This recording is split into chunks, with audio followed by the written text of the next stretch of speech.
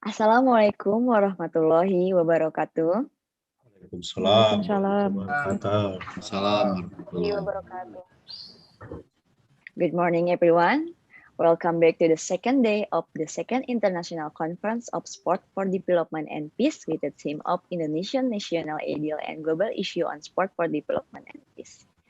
The honorable speakers, Profesor Toho Holik Mutahir PhD from Universitas Negeri Surabaya, Indonesia, Profesor Dr. Amung Mamun MPD for Universitas Pendidikan Indonesia, the Honorable Lecturer of Sport Education Program, and all participants at this conference.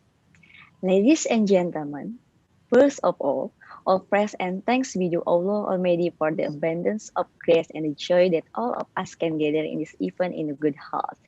Like yesterday, I hope today's participant will be even more enthusiastic. Ladies and gentlemen, before we begin the event, please allow me to read the schedule for today. The event will begin with two presentations from two speakers.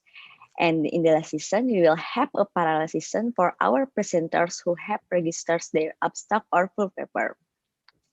Ladies and gentlemen, for the next 2.5 hours, we will have two speakers. First presentation will be from Profesor Toho Holik Mutahir PhD from Universitas Negeri Surabaya, Indonesia. And the second presentation will be from Profesor Dr. Amung Mamun MPD from Universitas Pendidikan Indonesia. Each research person will have 40 to 70 minutes of presentation that include question and answer sessions. Please allow me to present you a brief CV of our moderator today. Miss Anira.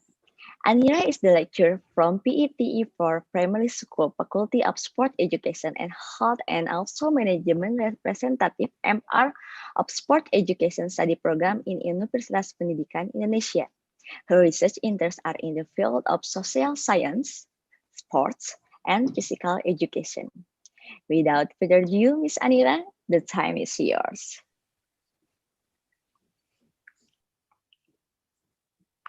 Ya, Bismillahirrahmanirrahim. Assalamualaikum warahmatullahi wabarakatuh. Waalaikumsalam warahmatullahi wabarakatuh. Waalaikumsalam. Okay. Thank you, Nisa, for kind introduction of me. Ladies and gentlemen, my name is Anira. I will be the moderator for today's presentation. Today, we have two speakers.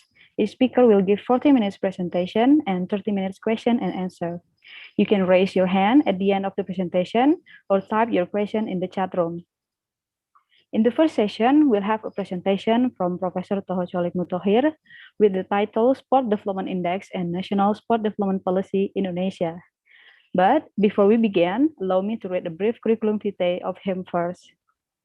Professor Toho Holik Mutahir is a lecturer and also professor in Universitas Negeri Surabaya. He is a team leader for the 2020 Sport Development Index review to review SDI and development alternative SDI and apply the new SDI as the tool to measure output and outcome-based sport development. He is also a former rector of Universitas Negeri Surabaya in 1997 to 2002. Also Director General of Sport Minister of National Education 2001 until 2004, and Secretary Minister of Youth and Sport of Republik Indonesia 2004 and 2007. He is currently a membership of professional societies in Executive Board Member, Asia Pacific Association of Sport Studies, and also he has published several books and articles, including Rudi Hartono, an Indonesian badminton legend, in book chapter of the Routledge Handbook of Sport in Asia, the development of a student survey on attitudes toward mathematics teachings learning process on journal Mathematics Education, and preliminary study of development in physical activity model to enhance critical thinking skills in early childhood. Now, without further ado, please welcome Professor Toho.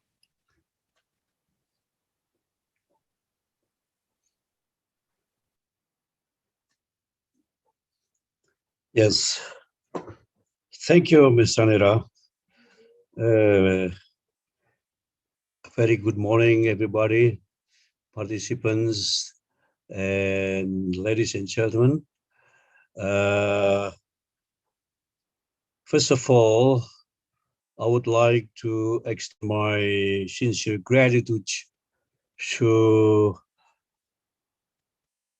organizing committee, especially Prof. Among, and also director of the postgraduate studies of OP, for inviting me to be one of the speakers in this very prestigious international conference.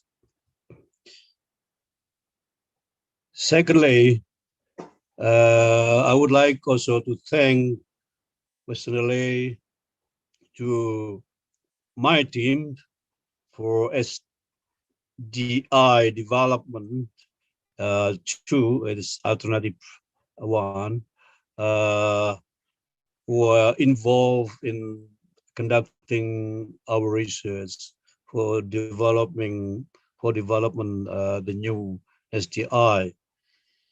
Professor Rusli Rutan, Professor Ali Maksum, Prof. Grace from Solo, and also Dr. Reza.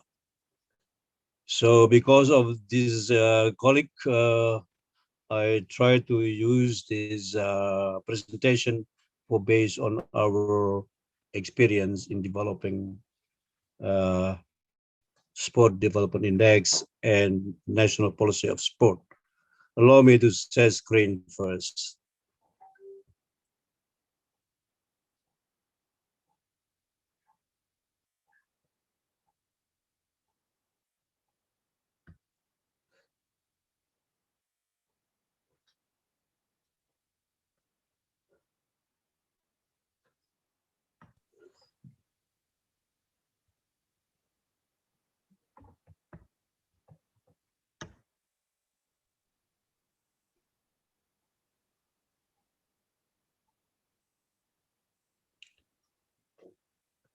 Yes, my topic for our discussion today is concerned with Sport Development Index and National Sport Development Policy Indonesia.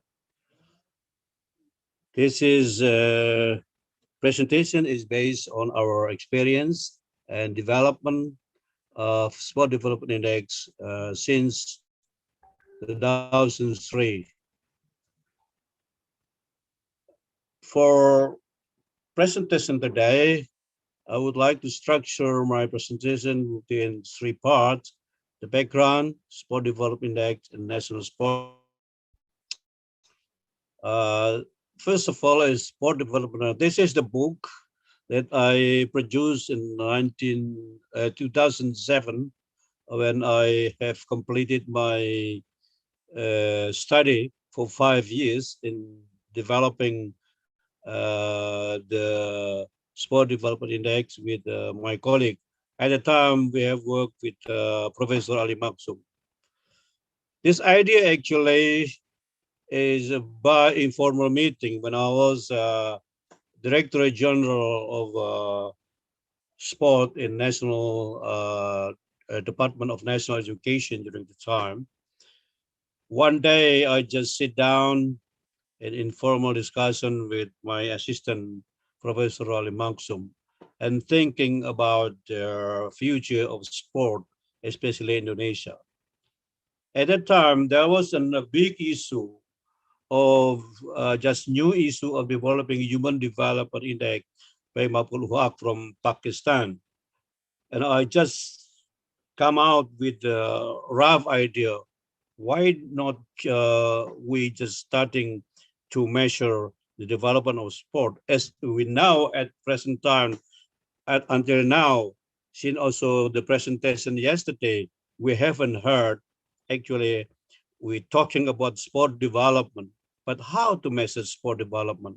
So I would like to share with you the nature of sport development index and their progress, and also the implication of national sport policy. Ladies and gentlemen, if you notice that we have sport law, Undang-Undang Nomor 3 Tahun 2005. And that sport law actually was developed during my position as a Director General in 2003, but unfortunately, 2001. But unfortunately, during the time, the President Megawati would not give us some permission to pursue the issue of the Undang-Undang Nomor 3 tahun 2005. And that when I become Secretary General in 2005, then I just starting again with my colleague, also Professor Rosdi, during the time as my secretary during the Director General period. We trying to establish the concept, academic paper or something like that. So we viewed that if we going to develop Undang-Undang Nomor 3 tahun 2000, what is the sport goal? The sport goal of national sport development is derived from national development goals. That is in preamble Undang-Undang 1945. That's to educate the nation life, create public welfare, protect all of Indonesian homeland, and have carry out world order and lasting peace. That's really very highly sophisticated ideal of Indonesian republic. And if we see that, and we also looking at the resolution of United Nations that was developed in 2003, that was resolution number 58/5. It's called that sport as a means to promote education, health, development, and peace. That actually reflect our situation and also the presentation since yesterday, where the sport actually not only for sport only, but sport also as a means to promote education, health, development, and peace. Since that time, SDP, Sport Development, has been created and been transferred to national development. We also look into the Olympic Charter where the sport should be uh, based on that spirit. Yes, the goal of Olympism is to place sport as the surface of the harmonious development of humankind and view to promoting a peaceful concern with the preservation of human dignity. So you can see there is a parallel between those goals. That's why we agreed in that national law, we conclude that national sport are aimed at maintaining and improving health, fitness, achievement, human quality, instilling moral values, moral character, sportsmanship, discipline, strengthening and fostering national unity and integrity, strengthening national resilience, and elevating of the nation's prestige, dignity, and honor. If you can see the multiple goals of sport law, of sport in Indonesia, as you see, not only the achievement is only one of the goals, but we can see now up until the present time, our government policy tend to focus on the improvement of achievement, sport achievement. In other words, it's elite sport development rather than other sport. If you can see sport relating to sportsmanship or unity, integrated development, this is actually not dealing with sport only, but sport development through sport. But of course, my concern is that how to measure the goal of sport development. Up until now, there is no big concept of that matter. So that's why since the beginning in 2003, it is actually the novice model as an alternative to measure the goal of sport. If you know that under the present time, many people still assume that to measure the development of sport in a certain national is normally based on gold medals counts. But seems to me that medal count is not precisely measure the development of sport of every nation. Why? Because gold medals not reflect the all development of sport. It's merely on one aspect of them. Secondly, the gold medals is only carried out by certain amount of people engaged in sport that is in high level sport performance. But the majority of people, mass sport, do not involve in that matter. So I think we have to have an alternative, not only the achievement, but also other other aspect. So that's why we try to develop SDI. So what is SDI actually? SDI is the composite index that reflects the achievement of sport development based on 9 dimensions now, namely sport human resources, open space, physical literacy, participation, fitness, health, personal development, economy, and performance. That's kind of dimension actually combine achievement also, but also other values that we perceive res, resemblance with uh, Olympic Charter and also United Nations goal and also the preamble of Undang-Undang 1945. So we also think that in developing a sport model for Indonesian, I think, as we also have a kind of question yesterday about the model, sport development policy model for Indonesia. I think as my experience as also the government official during the time, that mostly the development policy model for Indonesian is not really based on evidence. We hardly find every sport planning development model was based on evidence based. So that's why we're trying to develop a kind of model, outputs, outcome based sport development policy model. And that we have to create a kind of instrument that we now developing the SDI.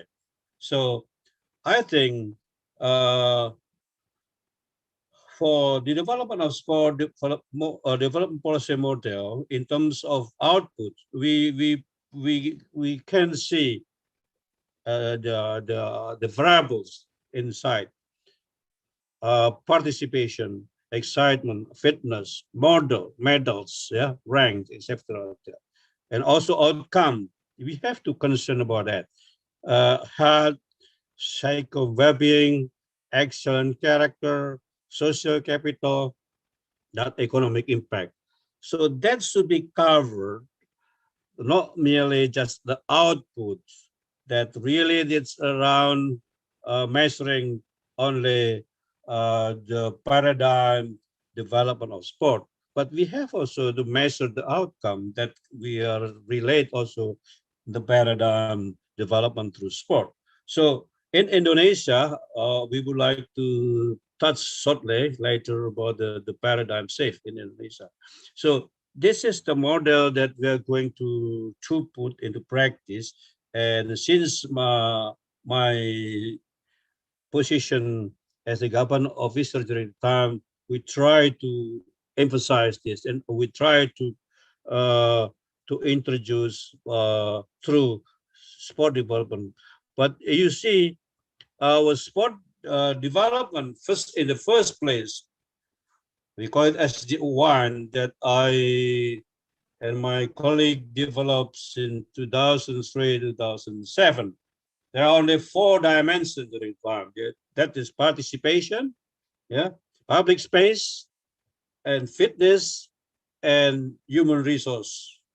So these four dimensions actually the basic of the sport development in Indonesia during time. And we also have the result of that during that time. That our research during our studies and reported in my book. You can see here that in 2006, that the final study conducted, we found that all the measures relating to the dimension, participation, public space, human resource, and fitness is still low. Yeah? We still low. So it means that we can now justify the sport development, not only the gold medal, because gold medal is just fluctuated every time. If you becoming a host, maybe you can also. It's very easy to get the winner.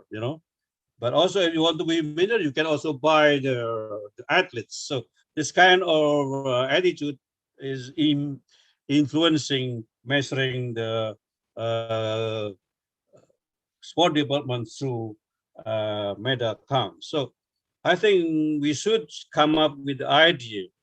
But there are also some critics about this because SDI1 is merely measure the four dimensions. We need also, as our model, trying to based on outputs and outcome model. So I would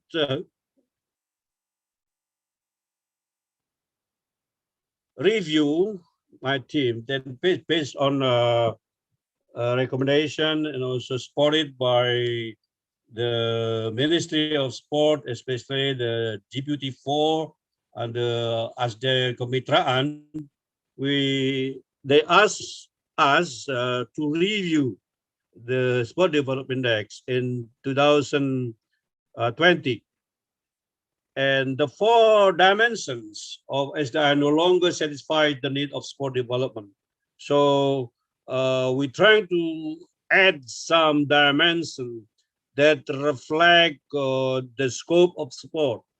If we measure, if you know that the four dimension mostly reflect only olahraga pendidikan, educational sport, but not touching the elite sport or performance sport and recreational sport. So we also trying to add some additional dimension during this stage.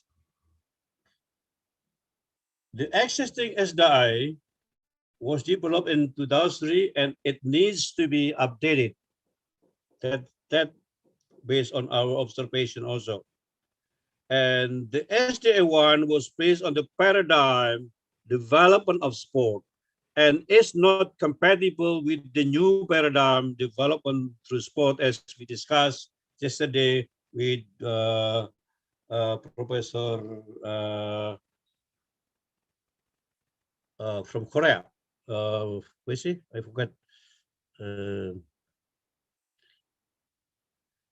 and also, we find that the new HDI has been developed adopting development of stroke and development through sport and piloted in three regions, Jatim, Jateng, and Jabar.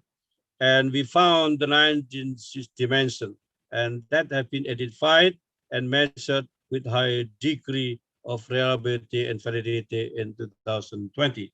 So based on our result of study, of pilot study in 2020, uh, involving around 130 respondents in that area. We tested in terms of reliability and validity of the instruments, and we measure through factor analysis and sort of things, and we found the 9 dimensions that reflect our measures. So from now on, we're trying to develop and implement the nine dimension of sport. So we have a agreement was asked by the Ministry of Sport that is the SDI2 should be implemented in 2021. So up at this state, SDI2 was already completed by design and implemented starting from Aceh to Medan. So last night we had a kind of webinar until late night to discuss the preparation to get the data from uh, Aceh and Sumatra Utara. But unfortunately, because the COVID situation, we about have difficulties in conducting the BIMTech or kind of workshop. No. So this is the result of SDI based on our pilot study. So the scope of sport, including olahraga pendidikan, olahraga rekreasi, dan olahraga prestasi, they contribute to each of dimension of 9 dimensions. You know, so that's why if you measure about sport development, especially in Indonesia, you should recognize the 3 scopes of sport. These are 3: olahraga pendidikan, olahraga rekreasi, and olahraga prestasi. And the 9 dimensions you can see here, human resource can be also linked with the olahraga pendidikan, olahraga rekreasi, olahraga prestasi. Okay, public space, ruang terbuka, also, they need also the link. And of course, now the new variable, if you can see, I'm really also interested in literacy in this variable. I really thank also to Agus Mahendra inviting me to join the international person several months ago, and also with Professor Richard Bailey and also uh, Margaret also from UK. I think that's really good momentum, and I have interested in putting in literacy physics in this model. So again, participation is the old one, and also the SDM, research development, and fitness is also the old one. And now we include this perkembangan personal. So it means personal development, its character, we put also included. Health, we also included there, health, and prestasi, performance, and economic. That's impact of the sport. So we have the whole range of dimensions, 9 dimensions that probably can enough sufficient to as a use as a tool to measure the output and the outcomes of the sport development in Indonesia. So if you can see here, the human resource, the indicators would be the number of people. Who is the people in the resource development is physical education teachers, right? Instructors, and also we included relawan, relawan is also included this new one here. So also the qualification, right? That's concerned with human resource. Open space. Open space infrastructure is whatever space that be designed for the purpose for physical activities or exercise, whether it is indoor or outdoors. So we measure the wide types, status of infrastructures, category of population, between 5 and above, we can measure. So we divide it the weight of infrastructure in a certain area and divide it into the population 5 years above. So this measure, but individual, according to international standard, probably 3.5. But we try to measure on that basis.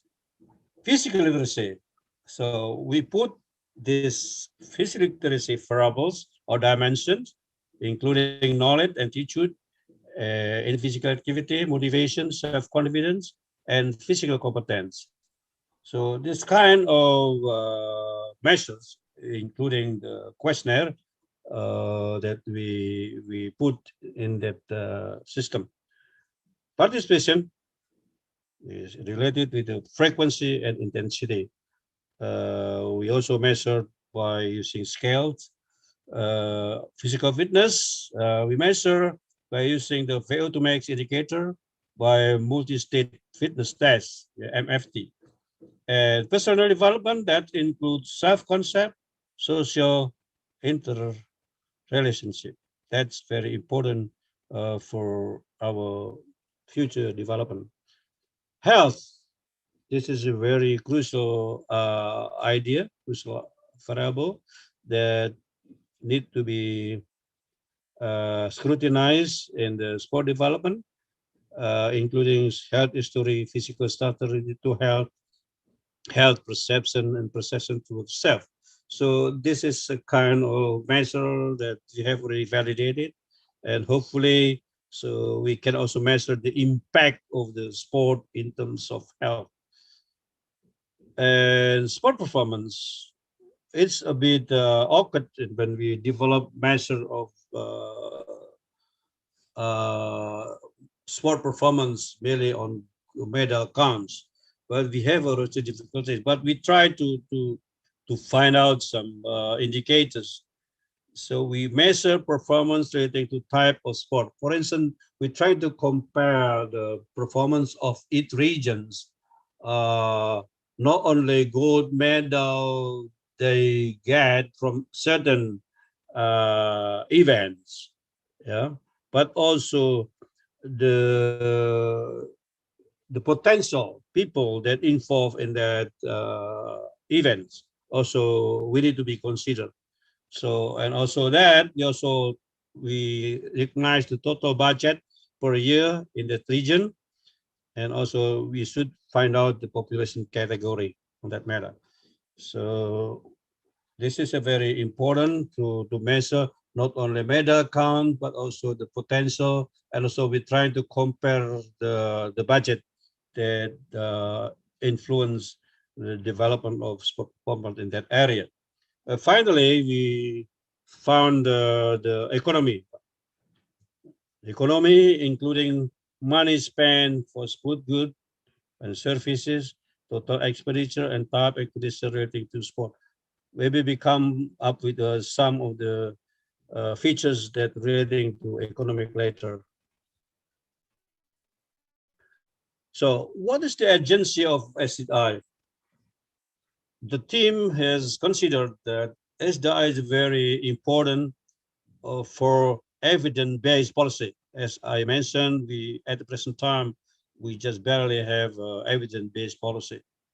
And also we trying to have a kind of reward to motivate the sustainable development by having the data from the field as measured by SDI.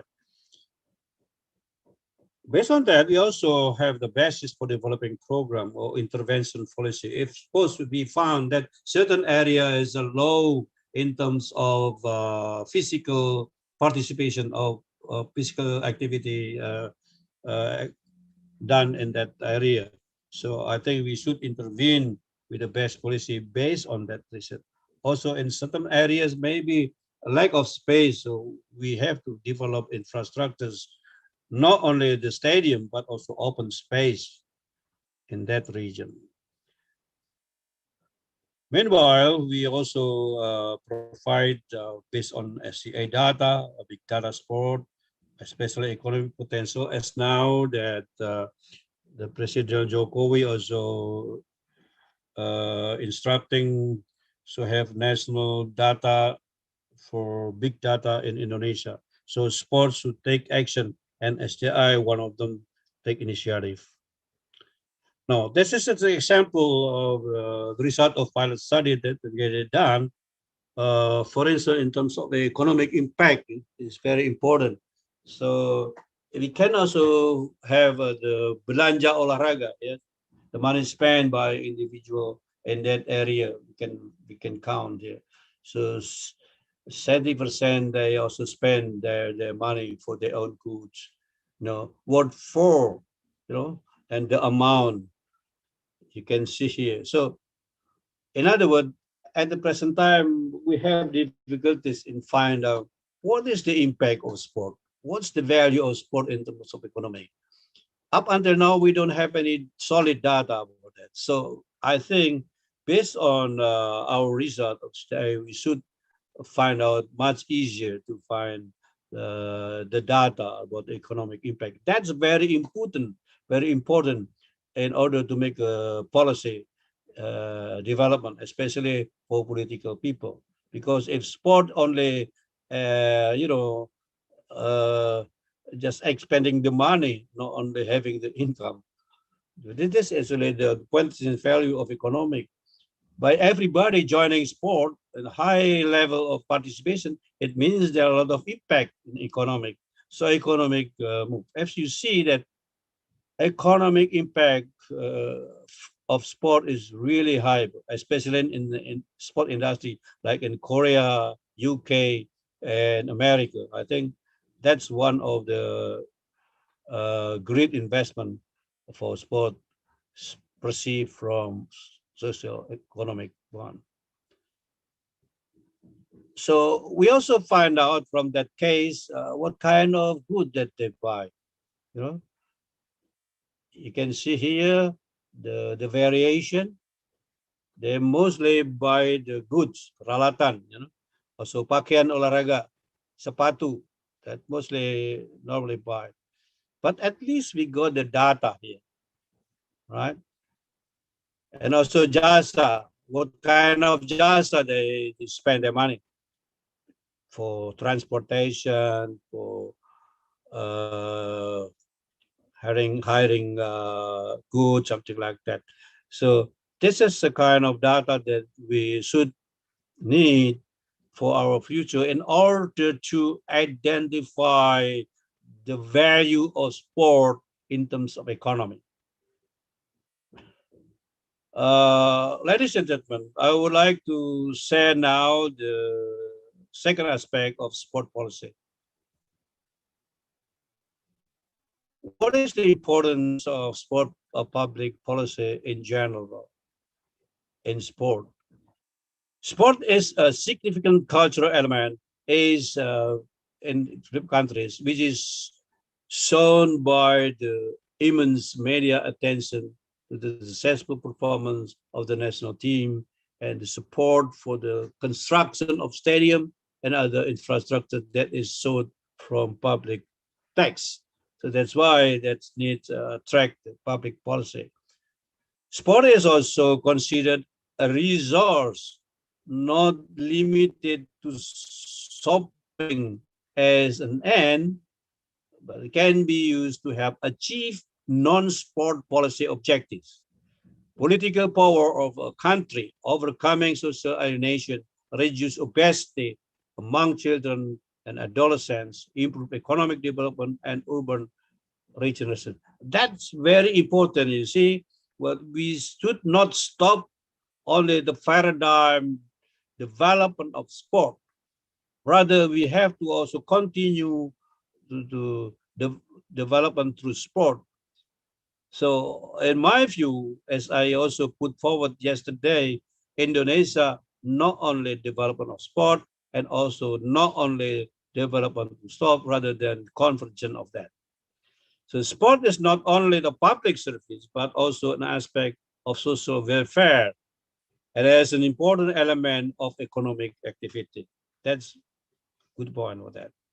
So, in a whole, based on our experience and based on our review in various documents. And when we develop sport law, we try to multi-functions sport as a nation and character building. That term actually was raised by President Sukarno during the time. As we can see, Sukarno is really a very strong leader, especially in the proposition of the pushing sport as an ideology, as a tool of a revolution. As here that we can find out that olahraga merupakan hak asasi manusia berdasar. Sport is a fundamental human right. Sport is essential factor in human capital development. Yeah, sport is a big and great investment.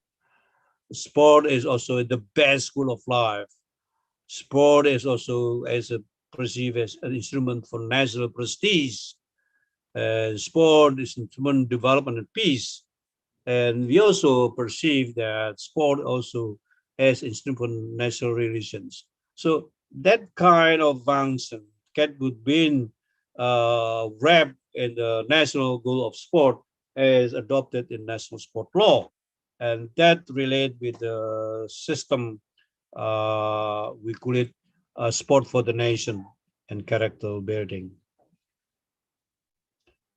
As you look at the historical point of view, we divide as also in line with among ideas that we divide into three areas: old era, new era, and in Reformation era. And we just come up with the idea during the old era. This a story where sport really is a major cornerstone for mobilizing Indonesian development, especially in terms of political point of view. During the time that sport is really a government-concentric approach, and merely on the development of sport approach mostly. During the time, sport is really a tool for revolution to drive others development, not only sport but other sport, especially to sustain and also to improve the identity of national Indonesia, especially for the prestige as Indonesian young country. They mobilize the resources and various sector and support development in the political era during the time. As you see, as a young country, as a young country, after 17 years having independence, Indonesia was able to run Asian Games. Asian Games for 1962, and a year later, developed Ganevo. That was really a big achievement as Indonesia is a leading new nation for development sport as a tool for national identity and others. But Sukarno has been in 1966. He was thrown out and changed by the new era where President Suharto. During the time, the development system, not only the government, rather than also just using society. I mean, using the quasi NGO model, not fully NGO, but quasi NGO because also supported by the government. Still, development of sport approach, sport for all during the time was introduced dengan panji olahraga, mengolahraga masyarakat olahraga during the time. Sport considered is important, but not priority because during the time, during the President's Harto, focus was based on economic development because of the crisis during the time. And also put the emphasis on pengembangan manusia Indonesia seutuhnya. There's human resource development, fitness. There was a presidential certificate for fitness during the time. but sport development during the time still unstructured, and porn was revived, especially held mostly in Jakarta. And after that, transferred to Surabaya, where I was the one of the chairman of the porn in Surabaya during the time. Uh, SJE was initiated when I was the DG, 2003, 2007, uh, and the initiation of sport law. Then, because of the crisis, because the President Suharto was thrown out again, and now Reformation era.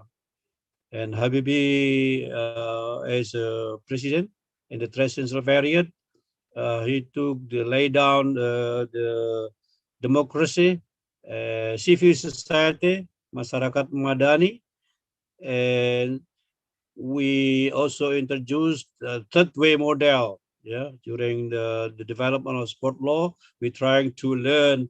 Well, there are two models in the world: government concentric model and people developed model, like a democratic model in the United States and government centric model in like in China. So we developed, but the sport development should based on government and also together with community or society there. So focus still up until now on the elite sport. As you can see in the grand strategy, uh, although we try to integrate the scope of sport, but the majority of the national policy is still based on improving sport performance. And that's related to the paradigm or development of sport. So at the present time, I was in charge. I'm in charge of the team of revision of sport law, and I think uh, we have come up with a trying to adopt development of sport and development through sport paradigm, and we also attempt to integrate sport into SDG. Maybe we come up to touch later on. So this is actually the paradigm shift that we learned yesterday, that from Ha and uh, his friend. Ladies and gentlemen, first of all, we have the model atau paradigm pembangunan olahraga untuk memajukan olahraga, development of sport. And the second one, we try to move pembangunan melalui olahraga, development through sport. So these two kind of paradigm actually conflict in one another. Like experience in Korea yesterday, if now they're trying to move, the pendulum move to development of through sport, then people group in the development of sport is shouted, claiming to complain on that. So, and based on our experience, we try to convergence, to balance the development of sport and development, but that's not easy at the present time because the majority of people, political people, and the government still rely on the importance of gold medal as national prestige. So that's why the almost 80% of budget given to elite sport development. So it seems to me that participation of mass sport still lag behind. Uh, Traditionally, staff until now has primarily maintained the development of sport approach with focus on elite progression with an emphasis of implementing the IID program, improving on performance in elite sport. Although I mentioned now trying to merge, integrate three scope of sport. Consequently, the development of sport culture and everything, each individual to participate in physicality is less paid attention and finally result in hypokinesis disease among people. That's really dangerous. Up until now, I should mention to you, we are in this the level of the best 10 in the world in terms of hypochondriasis disease. A lot of young kids, people now is obesity, uh, cancer, or heart disease, something like that. This approach has undergone criticism.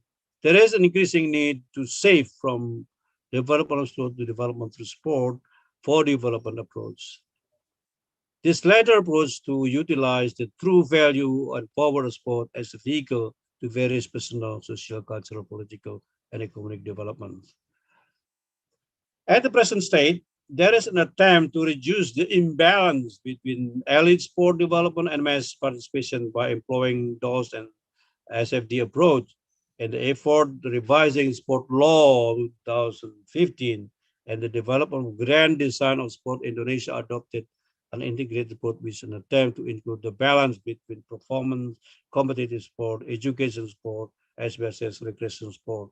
Let's see what happened because there will be a presidential decree or presidential decision later uh, soon come up in trying to introduce the grand design of sport.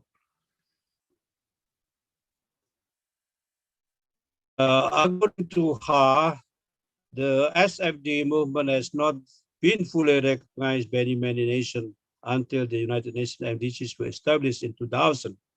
Indeed, since then, there has been a considerable increase in the number of SFD programs and initiatives around the world to address identified social issues and problems.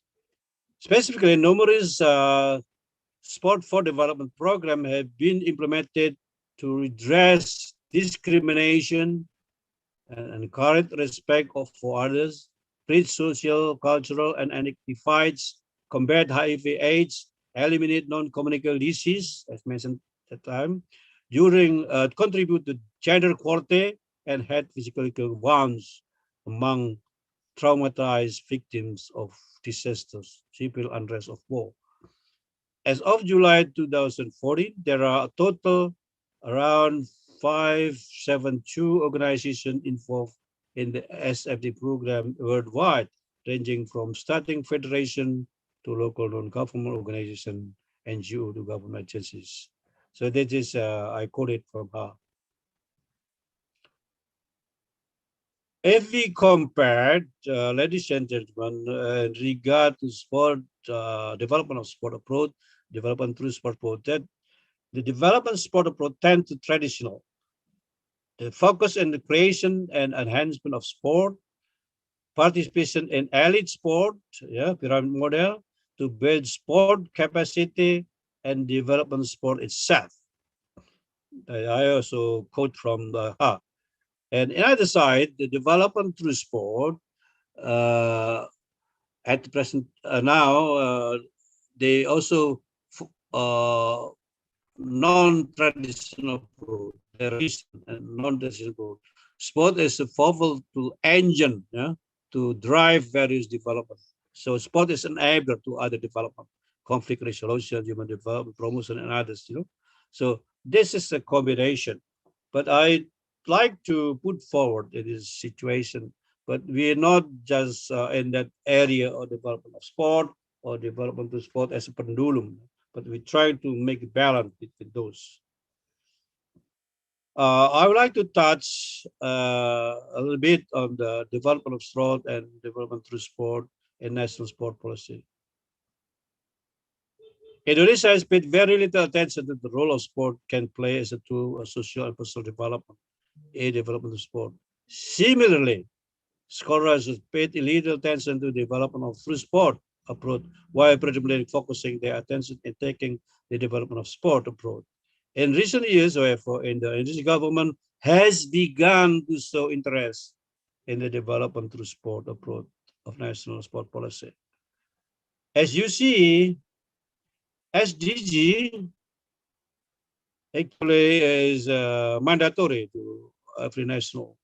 It's a blueprint to achieve better and more sustainable future for all. And the agenda, actually, 2015 and 2030 as the continuation of MDGs to address the world challenge regarding poverty, inequality, climate change, environmental destruction, prosperity, and others. You know, peace and justice. As we learned yesterday, the SDGs, actually the United Nations resolution number 70/1, September 2015, that contain uh, 17 global goals and around 167 targets, according to Professor Lindsay yesterday. And you see, Indonesia actually, based on Presidential Decree number 59, 2017, proves Indonesia's commitment to implementing the SDG program, which is linked to the RPJMN and Nawacita. That's confirmed that Indonesia is a nation has already endorsed the SDGs.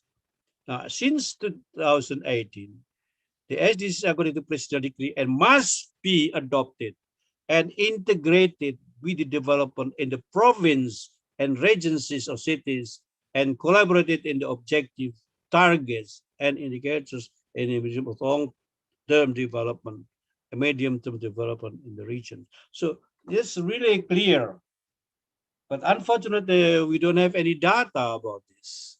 You know, that's why SDA come up in order to bridge that kind of gap. Conceptually, I myself is also one of the team in developing sport development model in my province, East Java. And I perceive, as Professor Lin say yesterday, that actually we have already make a kind of exercise in regard to laying to in sport and target of sport development goals. As you can see, for instance, we have a main program of sport like physical activity, culture, you know, health and fitness, management in sport, improving the quality value of sport in quantitative ways, also partnership program.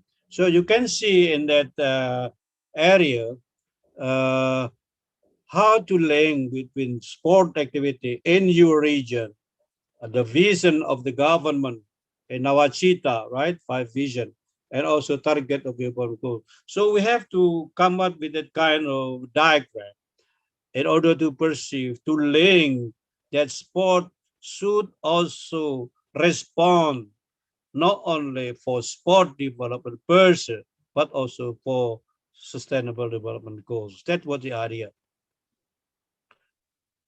Ladies and gentlemen, I have another 10 minutes. I will speed up. So national sport policy is very important.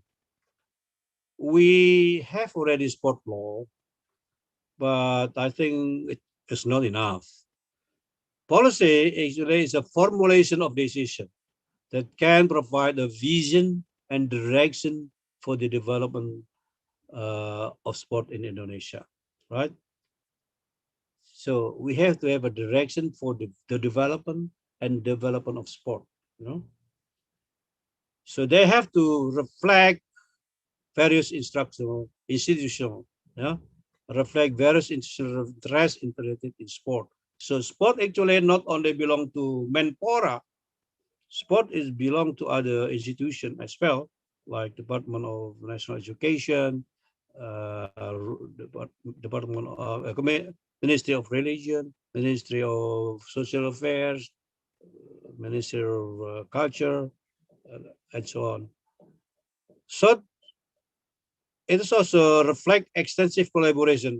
We have a collaboration. It must be a collaborative action, not just a series of action. It should be collaborative action. So in this document of national policy should have that kind of not just series of action, but collaborative action. So policy development provides open opportunities and challenge for layers of society who have not been involved. So we have also encouraged people uh, in order to join or to participate and contribute in sport development. Policy development seek to improve the overall experience of all stakeholders in an effort to develop functioning of their system in open, transparent, and harmonious manner. I just would like to put forward in this case that the national sport policy not only stated in the document like the strategic program, but not really mentioned about vision and also collaboration and also uh, collaborative action between those institutions involved and also encourage the participation of the people. So this is very important to be considered. So I already mentioned again that sport law is not enough. Policy development is needed. So why needed? So this is important to assist in determining strategic plan, and developing program action and also budget allocation, I think. Second one is building cooperation and mechanism policy framework in the first vehicle of mobilizing the all resources, reference of guideline of our institution. So national sport policy framework can be used as direction for sustainable and a long-term sport development that is responsive to various challenges. So in other words, the sport policy in Indonesia must be developed, not only based on sport law. Luckily now, the government has initiated to develop, we call it grand strategy. That's now is still in the process of being declared by the president decree. So this is the area that we have to come up with areas that need to be developed in the national development policy.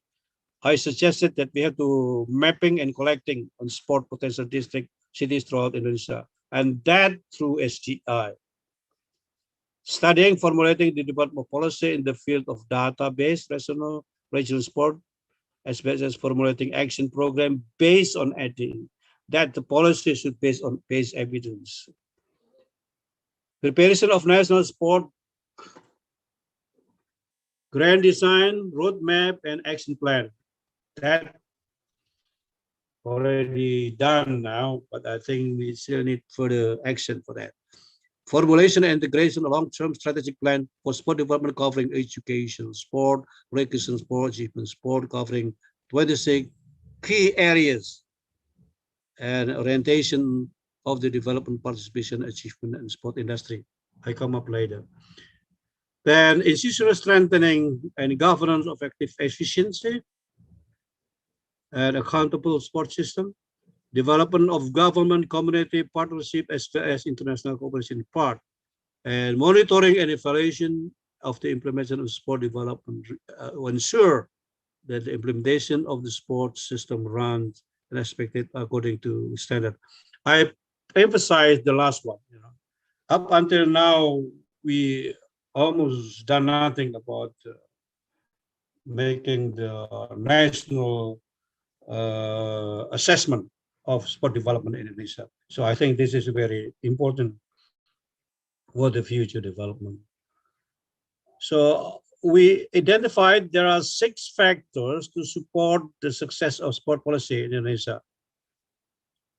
The existence of clear policy standards and objective, resource and incentive system, quality international organizational relations, characteristic of organization of institutions that implement the policy, economic and social environment, and respond to the party implementing the policy, including understanding the policy, the direction of the response to the policy, and the intensity of the response itself.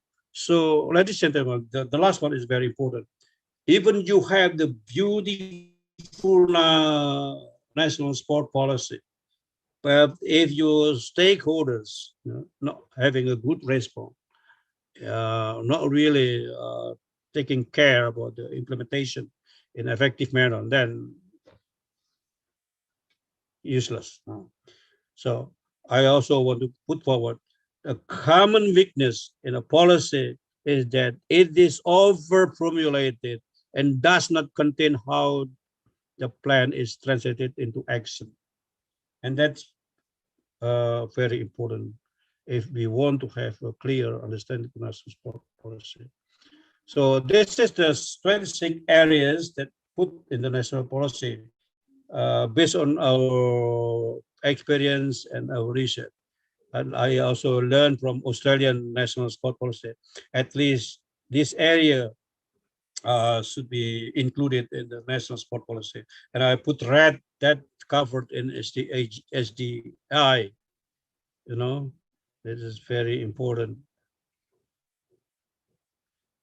There are eight teams of sport development policy that can be adopted in Indonesia based on SCI. So this is a part recommendation is also being put forward yesterday by our friend from Iraq. Sport for solving social problems, sport for promoting education and health development, sport for social integration, sport promoting spirit of nationalism, sport for developing national resilience, sport developing national prestige, and sport as a tool for diplomacy, and sport for economic development, and also sport for developing sport participation and achievement. That's also very important. I would like to come up with the concluding remarks, sentiments. First, sport development in Indonesia traditionally adopted development of sport approach, focusing on the development of sport itself, namely elite sport program. Second, there is an increasing awareness of the importance of true value of sport as a driving forces to other development by using development through sport or sport for development approach. Third, Sport Development Index, SDI, developed by the present writers with its colleague and may be used as a new strategy for measuring sport development at the national level by adopting development of sport and sport for development approach. Finally, SDI is recommended to be used as a tool for national sport policy development oriented to outputs and outcome based that relevant to the need of sustainable development goals. That's all my presentation. Thanks for your listening. Terima kasih. Thank you so much for Professor Toho for the presentation. Okay, before I begin with the question and answer session, please allow me to give a brief summary of your presentation in Bahasa to the audience. Baiklah, Bapak dan Ibu, pada saat presentasi Prof. Toho, beliau menjelaskan dimulai dari dengan latar belakang adanya Undang-Undang Nomor 3 Tahun 2005 di Indonesia. Pada saat menjadi Sekretaris Jenderal, beliau bersama koleganya membuat rancangan undang-undang melalui latar belakang cita-cita nasional Indonesia pada pembukaan Undang-Undang 1945, kemudian resolusi oleh General Assembly dan juga Olympic Charter, sehingga muncullah draft Undang-Undang Nomor 3 Tahun 2005. Nah, kemudian olahraga juga berhubungan dengan banyak hal, yaitu melalui development through sport, dan beliau fokus terhadap bagaimana cara mengukur indeks pembangunan olahraga. Dia juga menjelaskan tentang 4 dimensi dari SDI, hasil studi dari 2003 sampai 2007, yaitu terdapat 4 dimensi, yaitu partisipasi, ruang terbuka, sumber daya manusia, dan juga kebugaran. Namun hal ini direview kembali karena lebih menekankan kepada olahraga pendidikan. Dan setelah direview terdapat beberapa poin dari hasil review. Yang pertama adalah bahwa 4 dimensi dari SDI tersebut tidak lagi memenuhi kebutuhan pembangunan olahraga. Yang kedua adalah SDI tersebut harus dikembangkan kembali. Dan SDI yang pertama didasarkan pada paradigma pembangunan olahraga tidak sesuai dengan paradigma baru, yaitu pembangunan melalui olahraga. Nah, yang keempat adalah SDI harus dikembangkan dan diuji cobakan. Yang kemudian ini diuji cobakan di 3 wilayah Indonesia, di Jabar, Jateng, dan Jawa Timur. Dan mengidentifikasi 9 dimensi dari olahraga pendidikan, rekreasi, dan prestasi. Nah, kemudian SDI 2 telah dirancang pada saat ini dan diimplementasikan secara nasional pada bulan Juni tahun 2022. Nah, urgensinya adalah terdapat 3 urgensi. Yang pertama adalah evidence-based policy dan motivasi untuk pembangunan berkelanjutan, kemudian dasar untuk membuat program atau intervensi kebijakan, kemudian big data untuk menjadi potensi dari ekonomi olahraga. Nah, selanjutnya beliau menjelaskan tentang kebijakan olahraga. Dijelaskan juga bahwa olahraga berhubungan dengan kesuksesan tim nasional, infrastruktur stadion, dan lain-lain yang berasal dari pajak masyarakat, sehingga sport policy ini yang merupakan public policy. Beliau juga menjelaskan tentang sejarah kebijakan olahraga dari Orde Lama, seperti munculnya PON dan Ganevo, Orde Baru, munculnya Sport for All, dan lebih menekankan pada fokus bidang ekonomi, dan era reformasi sampai dengan sekarang fokus kepada elite sport, dan kemudian muncul Undang-Undang nomor 3 tahun 2005, dan lain-lain. Selanjutnya, beliau menjelaskan tentang pergeseran paradigma pembangunan olahraga, yaitu dari pembangunan olahraga ke pembangunan melalui olahraga. Dan kemudian seharusnya menjadi convergence atau menjadi balance dan bersatu. Dan disampaikan juga bahwa hal ini bukan hal yang mudah, dan saat ini Indonesia masih dalam kondisi pembangunan olahraga. Ini menuai banyak kritik. Namun di sisi lain, adanya peningkatan kesadaran dari pemerintah atas pentingnya pembangunan melalui olahraga.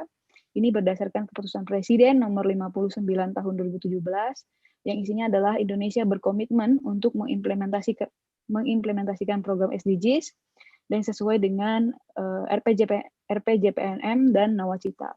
Dan seharusnya sejak tahun 2018, SDG harus diimplementasikan, namun sampai saat ini masih sulit untuk menemukan data terkait dengan hal tersebut. Terakhir adalah pengembangan kebijakan harus dapat memberikan peluang dan tantangan secara terbuka bagi seluruh lapisan masyarakat untuk dapat berpartisipasi dan berkontribusi dalam pembinaan dan pembangunan olahraga. So, ladies and gentlemen, this is the brief of Professor Toho presentation. Now, as I mentioned it before, I will invite 3 participants to deliver a question, or you can type your question in the chat room and I will wait for you. So for now, this is anyone have any question? You can raise your hands, or maybe okay. We have already 3. Okay, I will invite Pak Bambang Abdul Jabar first. Please, Pak Bambang, deliver your question to Prof. Toho. Okay, thank you, Anira. Good morning, Prof. Assalamualaikum warahmatullahi wabarakatuh, Prof. Good morning. Waalaikumsalam. Gimana Pak Bambang? Sehat? Alhamdulillah, Prof. Okay. Thank you for the nice presentation, Prof. It's really about how Indonesia develops sport in this country. Yeah. Yeah. But I would like to know, Prof, a little bit further. As far as I know, sport is belonging to the government now. It's not only the club or the person, but government is I think it's very strict owner to the sport development. And if I said in the beginning, I see that since the first president, Bung Karno, and then after that, Bung Pak Harto, sport is always connect it's close to the government. And as that's why I think if we see from the index, it is also right if we also put how the government support to the sport development. And how do you think about this, Prof? Because if I see on sport development index, there is only 9, and sport policy or sports policy from the government is not one of the criteria. And the second, Prof, I see also sport for educational purposes in our country is not so good. Can you also make a critical idea about why sport for educational purposes is not so developed than sport for high performance? Thank you, Prof. What was the second? If we see for sport for educational purposes, sport for educational purposes in our country is not so high compared to sport for high performance. Okay. Why we don't have a good landscape of sport for educational purposes, Bro? Thank you, bro. Yeah. Okay, thank you. Well, the very inspiring question, Pak Bambang. Yeah, by law, actually, sport development is the network coordination between the government and community or society that was established during the development of sport law, Undang-Undang Nomor 5 tahun Undang-Undang Nomor 3 tahun 2005. That was already stated clearly, where pembinaan olahraga menjadi tanggung jawab pemerintah dan masyarakat. That definite. We call it, kita menganut model yang disebut the third way. Jadi kita tidak berrelasi kepada pemerintah seperti China misalnya, atau tidak serahkan pada masyarakat sepenuhnya seperti Amerika. Kita lebih banyak kombinasi antara pemerintah dan masyarakat. Itu jelas. Oleh karena itu, that's why we still stick on that model. And I believe the government still play an important role to regulate, to facilitate the development of sport, to the development of provision of the budget and infrastructures and so on. But in relation to development of sport itself, technically given to the society, to sport organization. Jadi itu diserahkan juga. That's why we have also the CONI and other CONI sport federation or something like that. That belong to the society, the community. But formerly, CONI was paid by the government. That's a quasi. But now the government only support to the national federation, not for CONI, right? So in this model, so we still believe that we prefer or we stake on the coordination nicely between government and society. But of course, there is a kind of movement, like. But when the government take action to run the kind of Asian game, then the government should play important role in this case. But when the government trying to push the mass participation in terms of improving the number of people through Panji Olahraga, then the role of community should be play important role in this situation. So as we know, I agree with you, Pak Bambang. The focus now is tend to sport performance orientation, right? Only sport performance. They were the budget from government almost 80% given to sport performance, and that's only a limited people involved. And the government takes a very dominant role in this matter. You know, so I think there is a movement now, and especially in the deputy four, when I talk to him, it is very hard to struggle to get some balance in terms of budget for sport participation, to encourage people to participate in sport development. So actually, there is a way, but by law, actually, there is a really permanence, the model, the coordination between the government. But I think I agree to some extent with you, because at the present time, we still focus on sport performance, really. And I also agree with you that education sport school, to me, also not very happy if education sport also given the focus also to improve the sport performance. That's different thing, you know. Education sport is a kind of physical activity as in a systematic way in order to improve the potential of the athlete, uh, the athletes of the children in regard to educational purpose, not for the performance purpose. So that's why I agree to some extent now that there should be a reorientation of educational sport, should be on the improving the physical literacy in order to make people, enjoy and always conscious motivate and engage in physical activity in lifelong way. You know, that they really they have active lifestyle, not only focus on performance. I don't know why Indonesia tend to focus on the performance. I think that's the residual history, I think, Okay. because too much emphasis on the sport performance.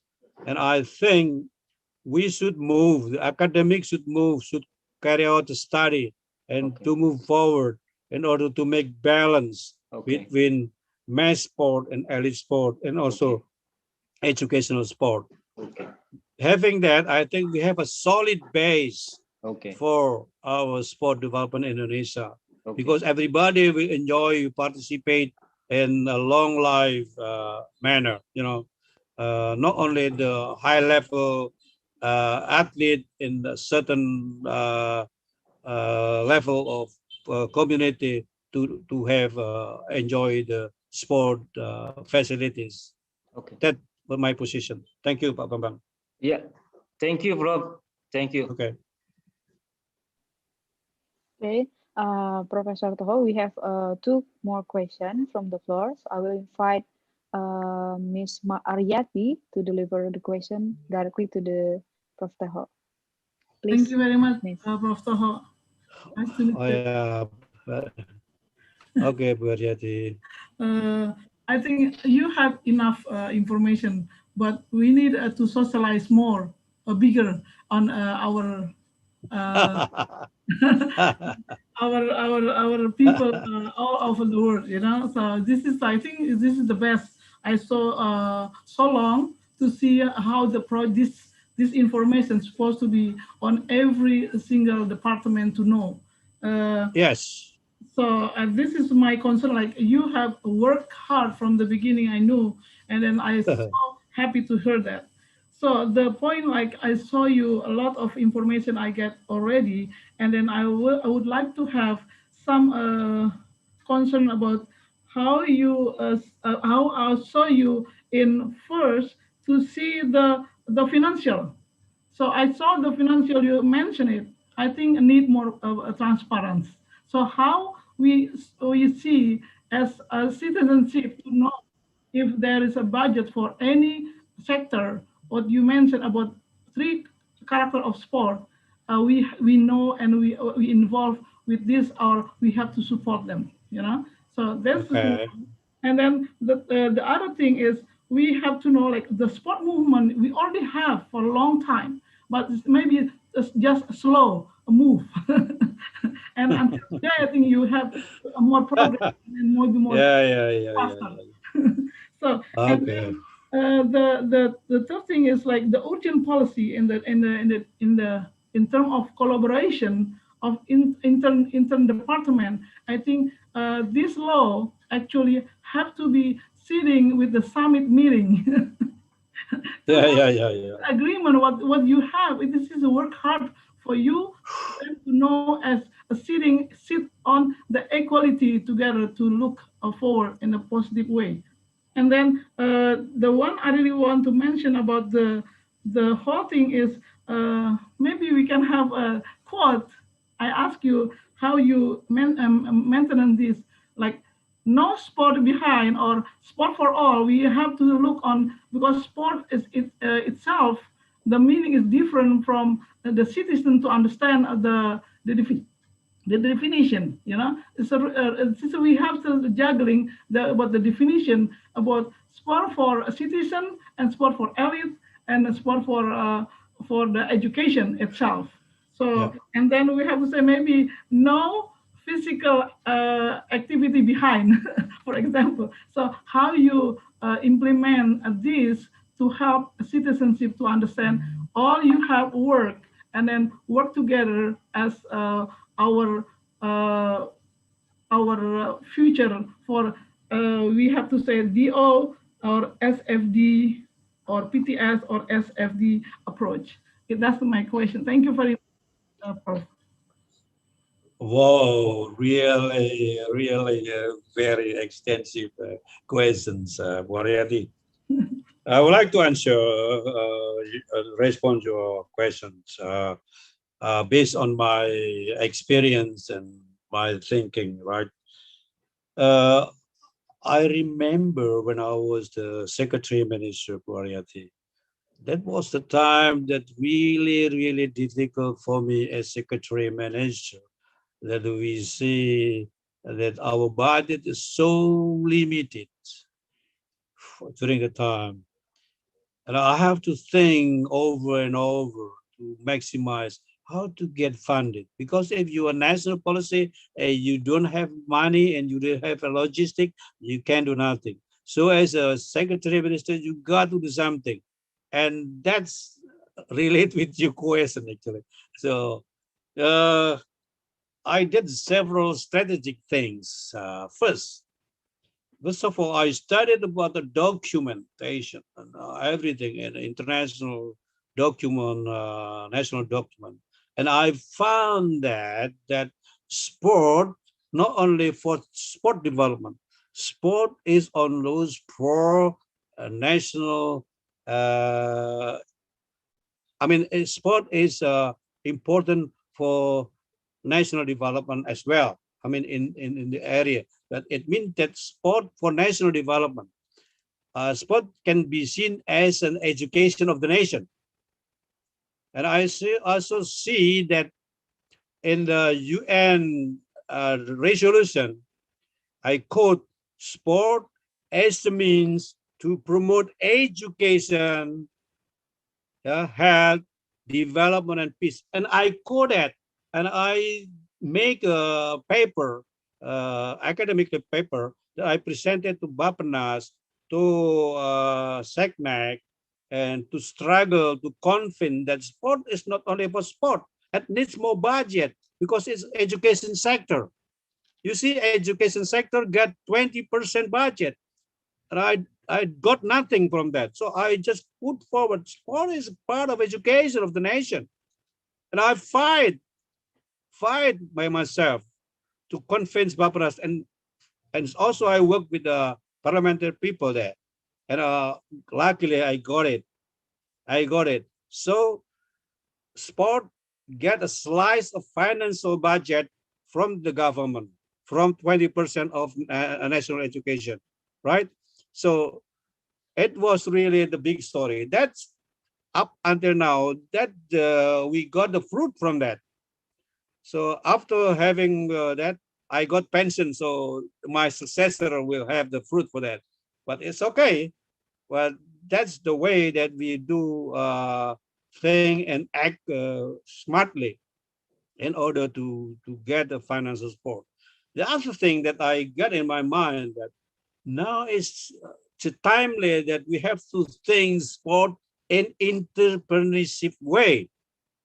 Every activity sport should be value added. Bu Aryati, if you conduct some kind of event, you should think about the value added. You can get some money from maybe parking system, from ticketing, or maybe you can from uh, transmitting of TV, something like that.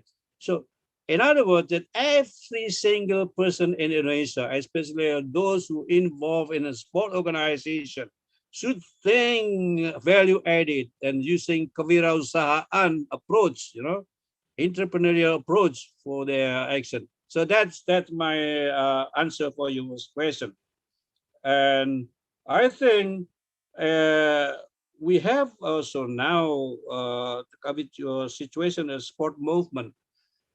Agree, I agree.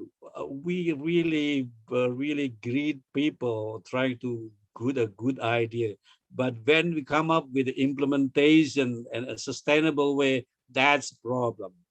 Waryati, 2003 there was a Panji Olahraga running by Pak Suharto, a beautifully packaged now, and always developed. And now we have movement based on a family, family movement action, gerakan keolahragaan keluarga olahraga itu, ayo olahraga, something like that. But it's only jargon. But the problem is that how to make people motivated. And I think we should come up with a good idea to change the direction of the purpose of physical education, not only the health and performance, but rather than physical literacy. So they're really happy, enjoy to engage in sport, participation the whole life. And I think that's it. So we have to reformat our educational system, because education without physical education, as Professor Bale, is not education.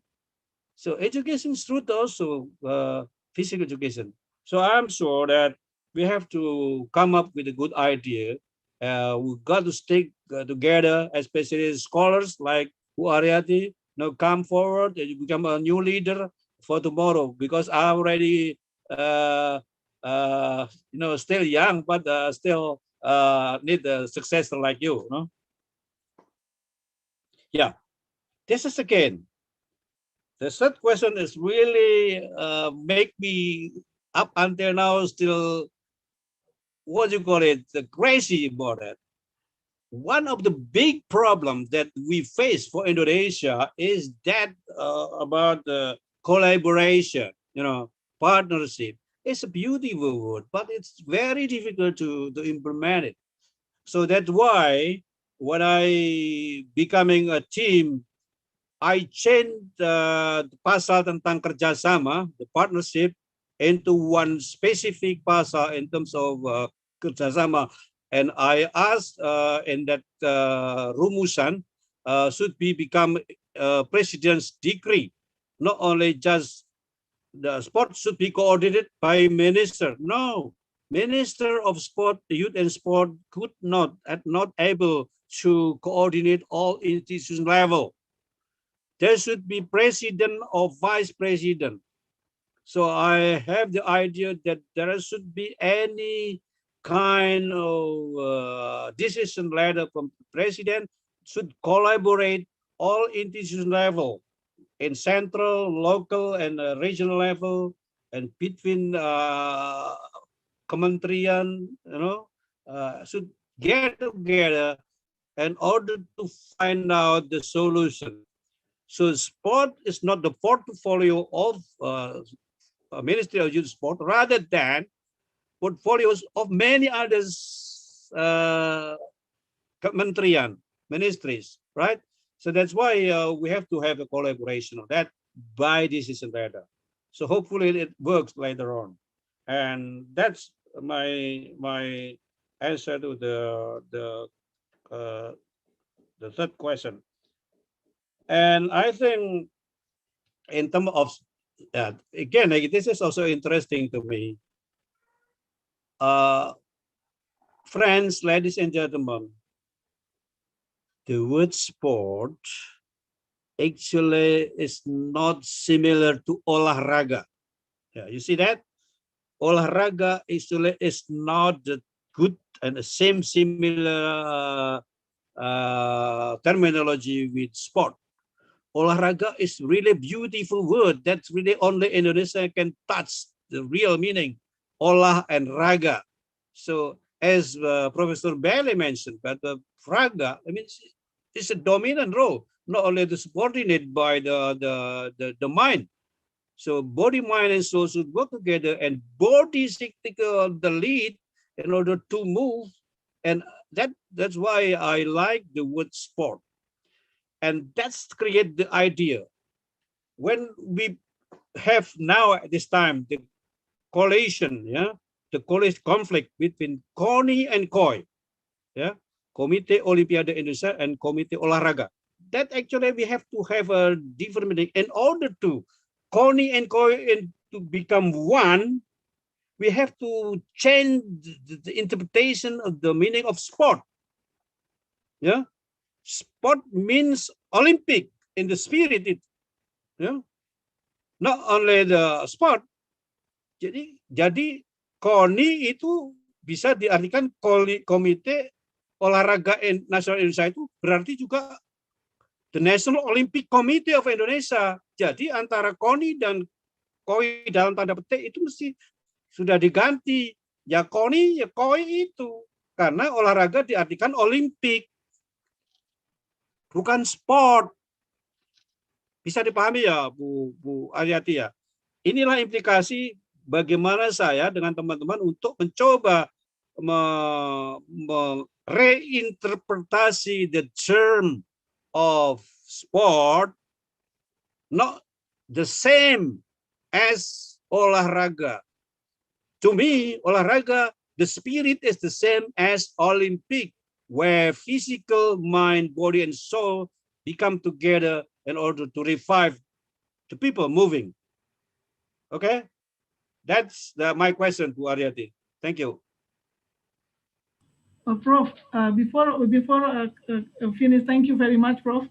But I have one thing more to mention about the law of sport and in an organization, because I see a lot of pop up or bubble of the organization or the club started, and then every places in the public policy there is a facility they give it. For example, the main road of Indonesia, like Jalan Sudirman, Yeah. used to be for activity for our community. And then I know it, but the situation it changed because of the COVID. And this is actually we have already.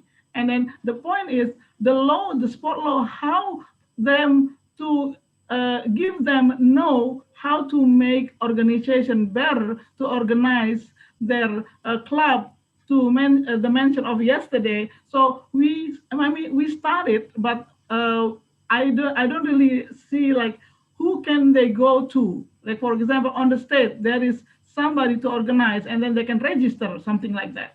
So they're still doing a bubble, and then they don't know which law they have to follow. Thank you, Prof. Yeah, I agree with you, Pujati, that we have to have a kind of bubble, especially during the pandemic. Whatever activity, if you on the bubble, then you can save. And I agree with you that during the pandemic, you must do exercise every day, at least 50 minutes a day, not just sitting at home and stay at home, just sitting down every day. We do nothing. So I agree with you that we have to have a kind of bubble and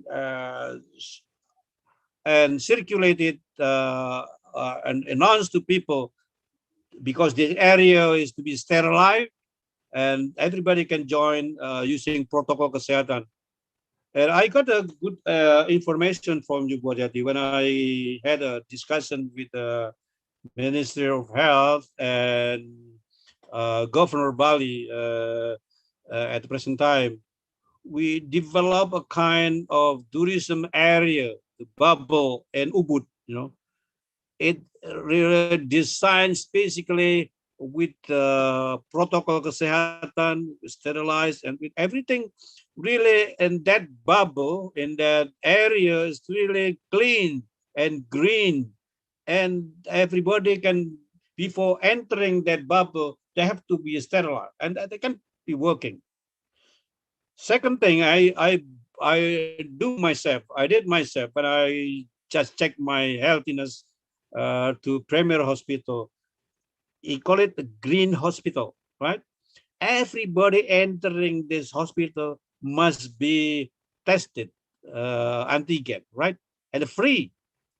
Nobody can enter the hospital until you're really negative for that. Uh, this is the kind of model that I think is a good thing for, and I think we have to be creative. And the person like Bu Aryati, now you should come to the field and just make some action to give a sample to people. No, I can do exercise because your area is safe. Thank you, Bu Aryati, for your really interesting question. Thank you very much for all your response, Prof. We have to see the movement of the positive our citizens. Yeah. Okay. Okay, thank you so much, Professor Toho, for a great presentation and discussion. Actually, we have one other question, but I'm sorry to say, but we are running out of time. So I think All right. Mr. Okay. Hermanto, you can type your question in the chat room, and Prof. Toho will answer the question in the chat room. Is that okay for you, Professor? Yeah, that's right. Okay. Okay. Thank Can you we so have much, Professor, for maybe 5 minutes, or just let him give some 5 minutes, maybe, Bu Anira, Oh, to thank you, make Prof. him happy. Thank you, Prof. Thank you, Prof. Okay, okay. I think that's a good idea. Okay, Thank you, please, Prof. Yeah. Mr. Hermanto, Okay. please. You have Uh, 5 for minutes. make faster, can I use bahasa, Prof? Yeah. You're welcome. Okay. So Prof, Assalamualaikum warahmatullahi wabarakatuh. Selamat pagi, Prof. Waalaikumsalam. Pagi, ya. Saya tahu banyak dan luar biasa soal Prof ini dari pertama kali saya coba kondak jadi pelatih nasional bola basket gitu ya. Saya juga saya tahu Prof run the program, Prof kontrol semua cabang olahraga, Prof juga desain gitu ya. So Prof juga tahu hampir sebagian besar saya lihat gitu ya, kita banyak sekali buat program untuk olahraga, pembangunan olahraga Indonesia, mulai dari Indonesia Bangkit, Garuda Emas, program atlet andalan, lalu juga ada Satlat Prima, semua itu kita udah punya gitu, Prof. Nah, Prof lihat ini di mana masalahnya? Belum lagi ini baru-baru ini kita dengar dan saya udah lihat juga grand design olahraga. Idenya saya hampir lihat hampir sama semua idenya. Mau bangun sport Indonesia solid. Idenya sama. But then kita nggak pernah kemana-mana. Baik itu di olahraga prestasi maupun konsistensinya dari olahraga pendidikan juga gitu. Itu, Prof. Itu yang pertama soal konsistensinya kita di olahraga. Yang kedua tentang literasi fisik. Kemarin saya coba tanya oleh Prof. Saya tanya ke Prof. Guam soal literasi fisik. Mereka bikin standar yang sama soal kompetensinya, soal kurikulumnya, baik itu di olahraga pendidikan maupun olahraga di sport club ya. Jadi ada kesamaan, ada standar yang sama sehingga terus flow-nya naik sampai kepada elite level.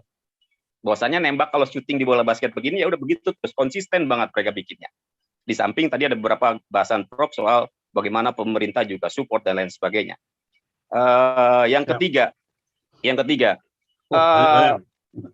di olahraga elit yang ketiga Prof, soal we lack of kompetisi. Tadi udah dibahas juga Mbak Aryati, kita tuh kurang sekali soal kompetisi, kita kurang sekali soal long term plan, kita kurang sekali soal development program, size, talent bahkan itu kita kurang sekali gitu.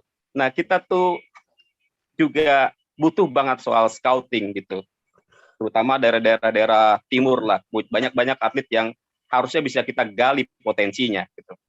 Dan terakhir ini hubungannya sama tadi yang juga disampaikan oleh Baryati soal finansial. Isu terakhir yang kita dengar banyak juga, mohon maaf, soal korupsi di olahraga yang terjadi di Banten kemarin. Kita dengar banyak biaya-biaya atlet yang diambil digunakan untuk hal lain gitu. Sementara itu, Prof. Terima kasih, Prof. Oke, terima kasih. Ini Mas Herman, saya gunakan bahasa Indonesia juga ya, supaya ini teman-teman bisa menarik ya. Menurut saya jawabannya do it, ya, do it, bukan duit, do it in sustainable way. Itu aja kuncinya. Kalau Anda jadi pejabat, jadi pemimpin, jadi apa, do it in sustainable way. You have to be persistent. Ya, itu. Di Indonesia memang ini tidak tahu ya, ganti pimpinan, ganti kebijakan. Itu menjadi adagium yang menurut saya harus diperangi. Dan menurut saya generasi muda lah, seperti Anda, Pak Herman, seperti Bu Aryati, Mas Bambang, inilah mulai memberikan contoh dengan aksi-aksi yang konkret itu. Jadi menurut saya banyak ide-ide itu kandas karena memang ya saya tidak tahu ya dalam arti mengapa harus ganti-ganti itu. Lebih banyak kepada instabilitas dan pemikiran yang kadang-kadang muncul sesaat tidak didasarkan pada data yang solid untuk itu. Ya, dulu ada Garuda Mas, ada Prima, ada segala macam. Sekarang ganti lagi. Jadi kita itu lebih banyak kepada manusianya. Undang-undang nomor 3 begitu bagus juga, tapi pelaksanaannya ya konflik orang juga. Tidak ada seorang pun yang bisa menyelesaikan itu, Mas Herman. Jadi kembali, menurut saya harus kembali ke pendidikan. Nah, pendidikan menurut saya, pendidikan jasmani di sekolah, itulah yang harus menanamkan sikap-sikap atau nilai yang supaya orang itu menghargai orang. Sikap-sikap supaya orang itu kerja tekun, ulet untuk mencapai sesuatu yang terbaik. Ya, itu menurut saya harus ke sana. Jadi harus long term penyelesaiannya itu. Tidak hanya masalah penggantian policy, tapi lebih banyak pada pengembangan karakter. Jadi karakter itu yang harus dibangun. Saya punya cerita ya, ini mungkin sedikit menarik ya, Mbak Enera, tolong saya diberi luasan sedikit. Saya pernah jadi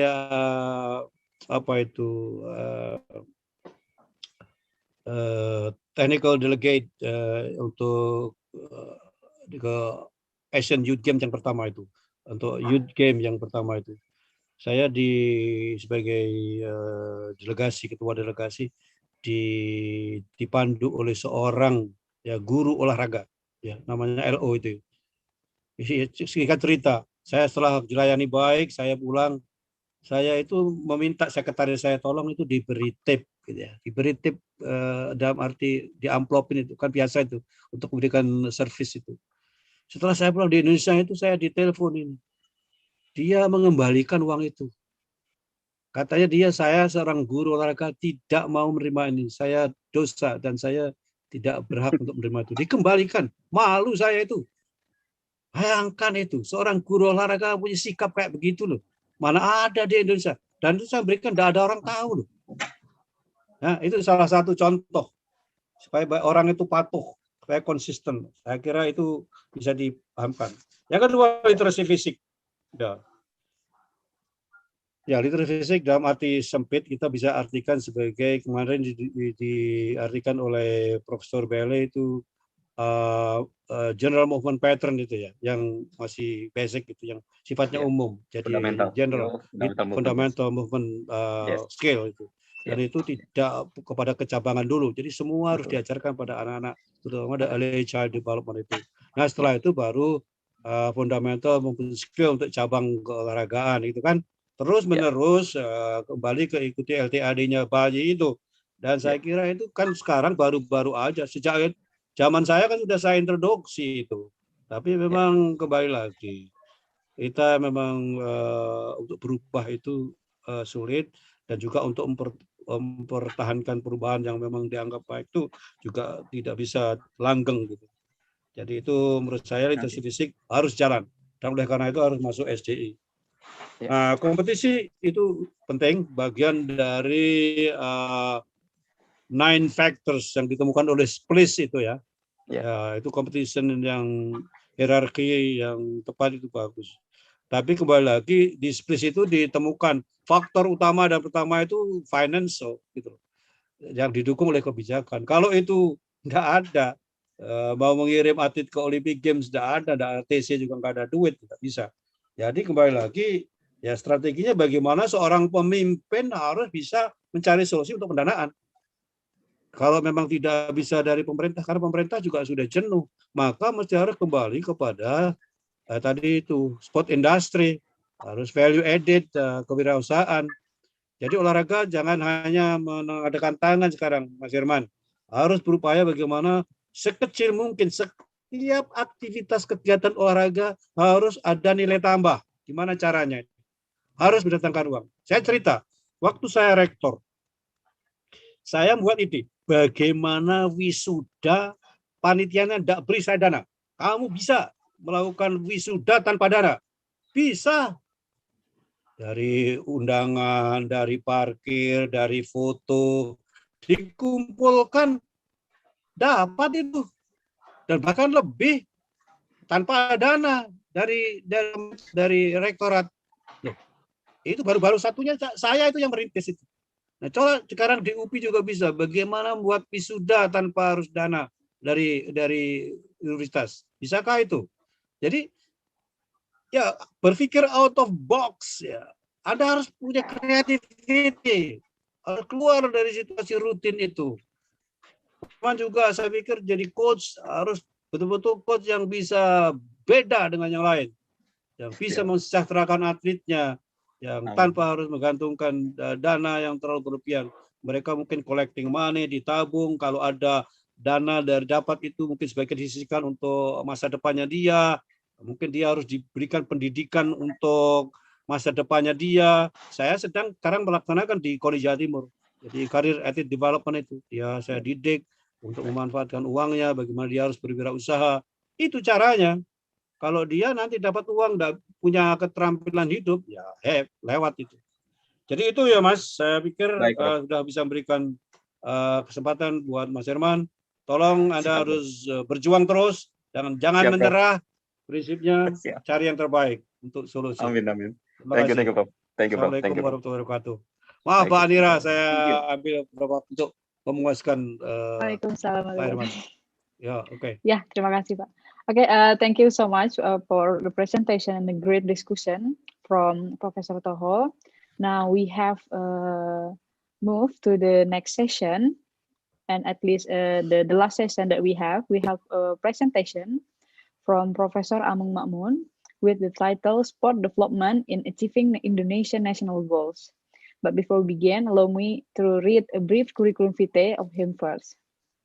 Profesor Dr. Amung Makmun MPD is a lecturer in Universitas Pendidikan Indonesia and also head of Sport Education Study Program, School of Postgraduate. His expertise is in the field of sport policy and development. He is also a membership of professional societies in Executive Board Member, Asia Pacific Association of Sport Studies, Editor-in-Chief of Asian Journal of Sport for Development and Peace, and head of Dewan Pendidikan Jawa Barat. He has published several books and articles, including Sport and Development in Indonesia, Sport Policy in the Reformation Era, in the book chapter of Sport and Development in Emerging Nation Road Age, Indonesia Sport Policy and Development in Old Era, New Era, and in the book chapter of the Road Age Handbook of Sport in Asia, and the governmental roles in Indonesia Sport Policy from past to present in the International Journal of the History of Sport. Now, without further ado, please welcome Professor Amung.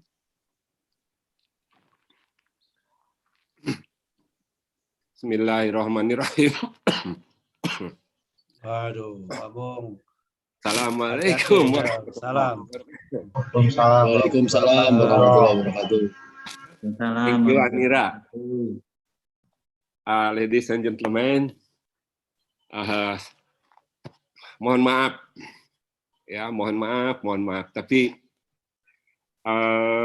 Today I'm expected to give a presentation about sport development in achieving Indonesia national goal. But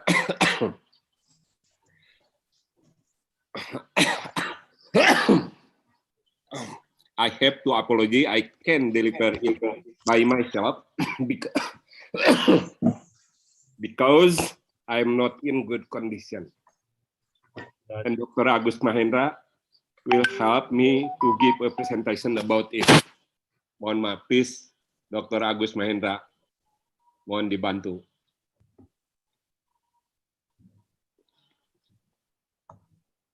Baik, Pak Amung. Yes, okay. Okay, everyone can hear me? Okay. Yes, we can hear you, Doctor. Clear, Pak. Clear. Okay, thank you very much, Pak Amung. And well, actually,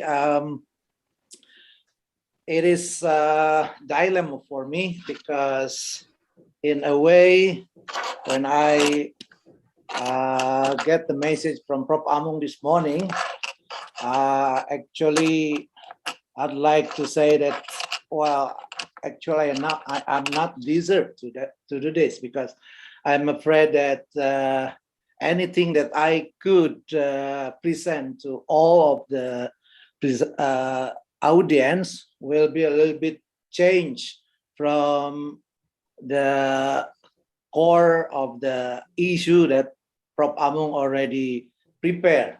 But on the other way, on the other side, actually, I already promised him that if I can be of any help of you in anything, I would be ready. Then I think now I already chosen the second choice. I accepted his let's say his request to present his paper with the consequence that there will be kind of drawback because I'm not also I should admit that I am not good enough to do that.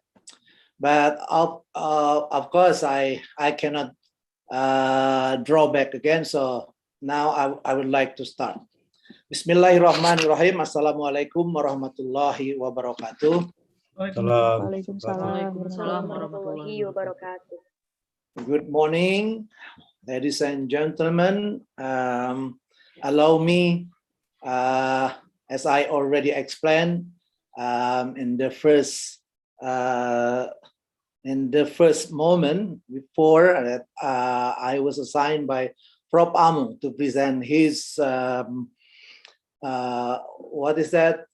his paper regarding and entitled Sport Development in Achieving Indonesia's National Goal.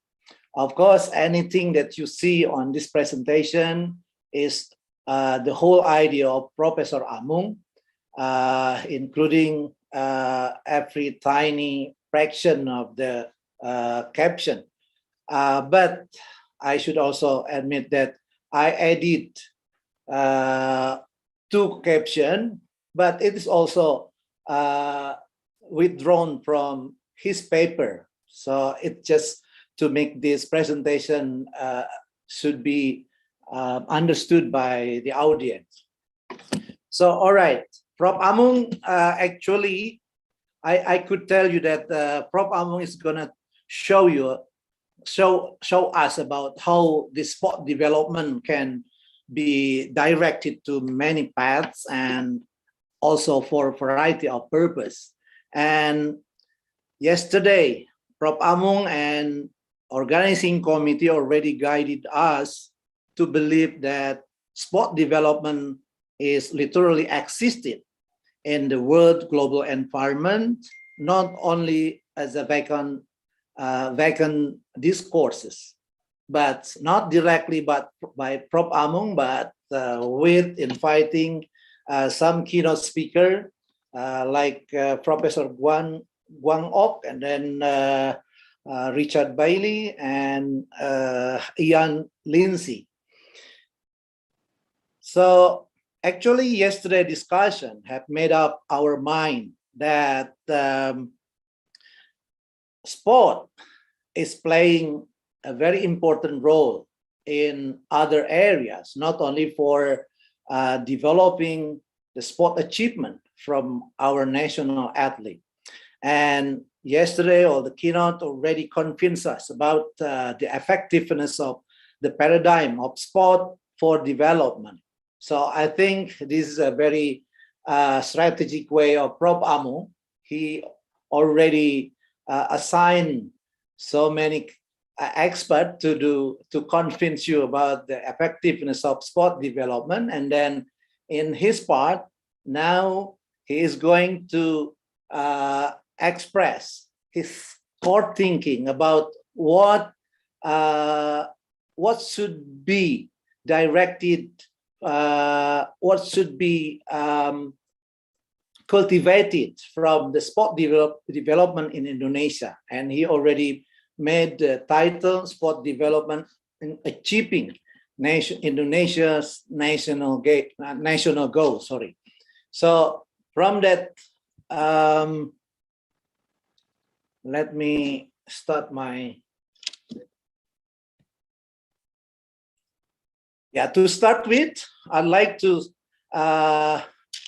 convey the introduction that Prof. Amung already prepared, that it is currently that the promotion and development of sport has already become an important issue in any countries, in many countries' policy. Just like what we already heard from Professor Guan Ok, they in Korea, they made a paradigm shift. Now they also adopted one paradigm as a result of the change from the old paradigm, from from development of sport to the development through sport. And Indonesia is also unavoidably should accept that tendency. If we would like to improve our nation quality, then we need also to look at this alternative to try to adopt this new paradigm. And then government and state agencies are right now emerging to use sport and physical activity as a vehicle for social policy designed to achieve a variety of non-sporting goals. Of course, with this, we have already seen that sport has been accepted as an important part of public policy in every country in the world. And then, as far as the sport is concerned, then we could see, or we could sense that the approach to be implemented in this kind of policy is the social and political approach. We also already made making or adopting this approach in socio-political approach, because so many experts already mentioned of the, let's say, the benefits of sport in the social arenas, and then the way the government introduced the sport and the sport development policy to us is also in a political way, or in political approach. And then, of course, the relevance of sport development in achieving this national goal of the Indonesia need to be supported by clear policy, which is sometimes we could not identify which one is actually the national government policy, or is that from non-government policy. And then in the end, we should really clear about that. And then I think sport development should be accepted and should be believed that it has a strategic and fundamental position in society. That is the introduction from Professor Amu. how we could, I mean, the question is how we could achieve the Indonesian national goal through sport. Rob Amung in his paper argue that we need to elaborate the preamble of national 1945 Constitution, or we call it as Undang-Undang Dasar. Yeah, it should be with D over here, Undang-Undang Dasar 1945. And if you ever read or ever recite the preamble, we did it previously when we were in high school, or we were in secondary school, or even in elementary school. We were required by teachers to recite it, to able to memorizing this preamble.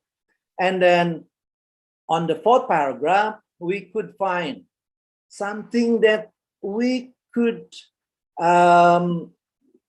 conclude, or we could infer that it is the cita-cita of Indonesia. It is the goal of the national, or it is actually the national goal of our country. We can, let's say in Indonesian, we can read that it sounds like this. Dan oleh karena itu, untuk blah blah blah blah blah, and then we could find the word first, to protect the entire Indonesian nation and the entire homeland of Indonesia, or NKRI. Actually it is melindungi tumpah darah Indonesia dan sebagainya. Sorry, I can if I see it in the paper, it will say like this.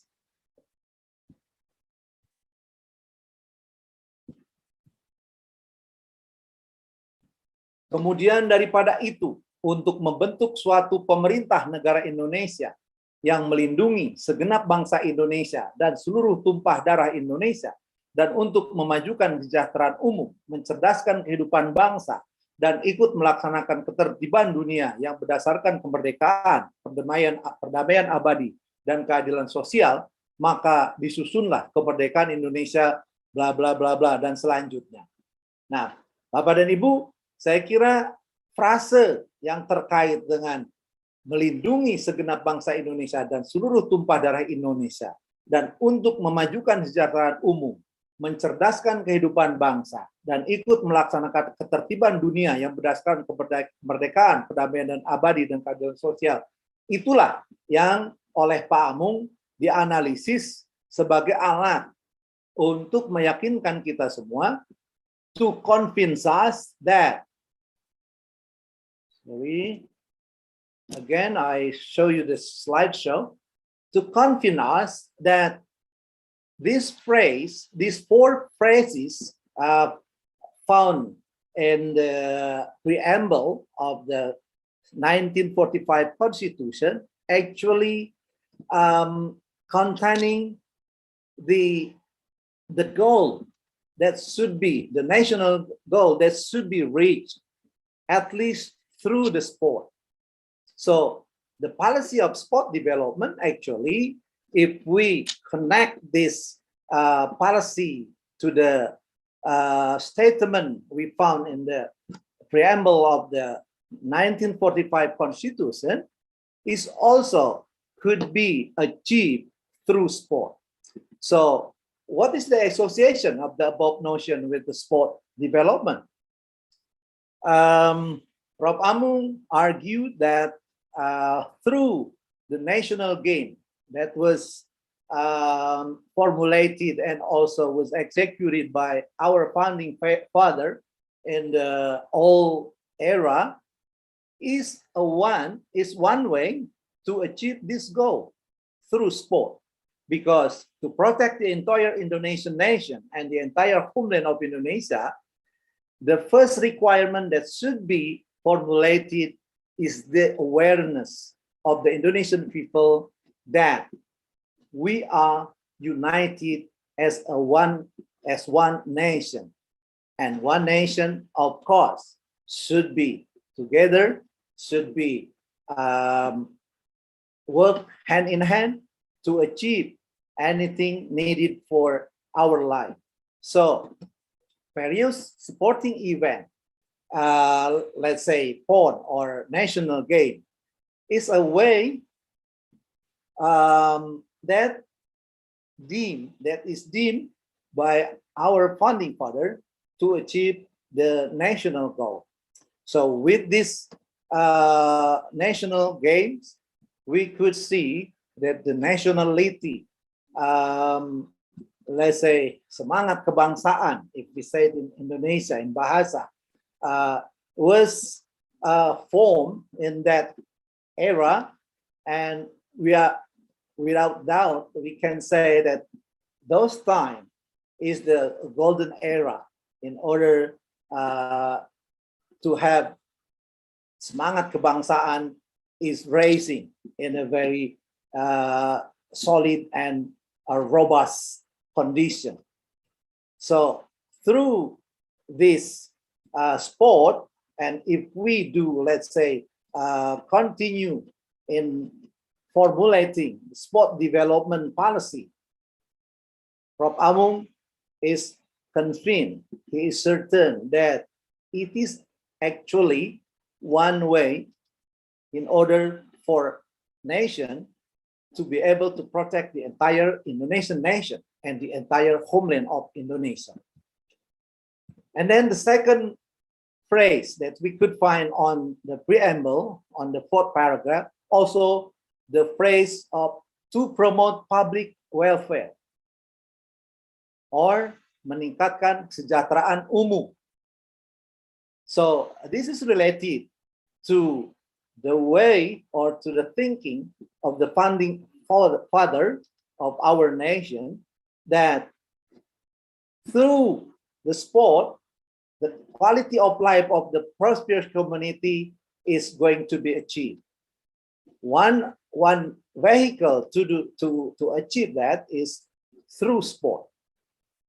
We could see from this that the quality of life could be improved from when the people doing, let's say, the physical activity leading to a healthy condition, leading to a spiritual and social life improvement. And then it's also lead to physically and mentally prosperity. So besides we have a physically trained, become a strong person, become a person who is agile, who is, let's say, having a very strong agility, or we can be so flexible, we can be so, what is that, having a speed, having a strength, and so on. This could be also the way to improve the quality of our life. So with quoting to the opinion of the Stitchware and Santomir, Prof. Amung is certain that sport form of healthy spiritual and social life, and or physically and mentally prosperous, physically trained, has strong social capital, life skill, is resistant to the pressure of life, has a pioneer and heroic spirit, which is a human and community profile that is expected and must form and pursue.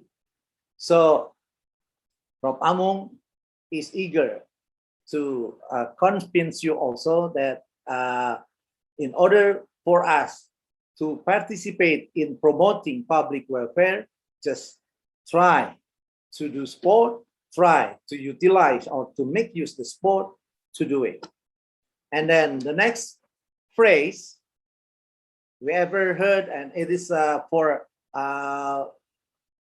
for us who are commonly and who generally are the educator, we always use this phrase to convince anybody or everyone in our life environment that we have kind of function to educate the nation's life. Then it's a kind of mandate stated in the preamble of 1945 of Constitution, our Constitution. So anything is related to the way we try to improve the quality of human resources. And then not only this opinion prevail in Indonesia, I think it is in other country, most experts also supported this belief.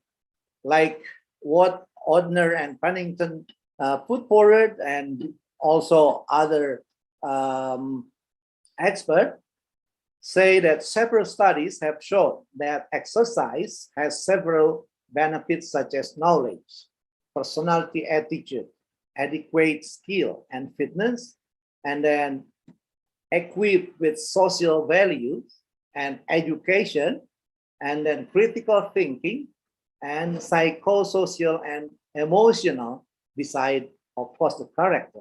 Positive character is also improved by involving person or children in the sport activity.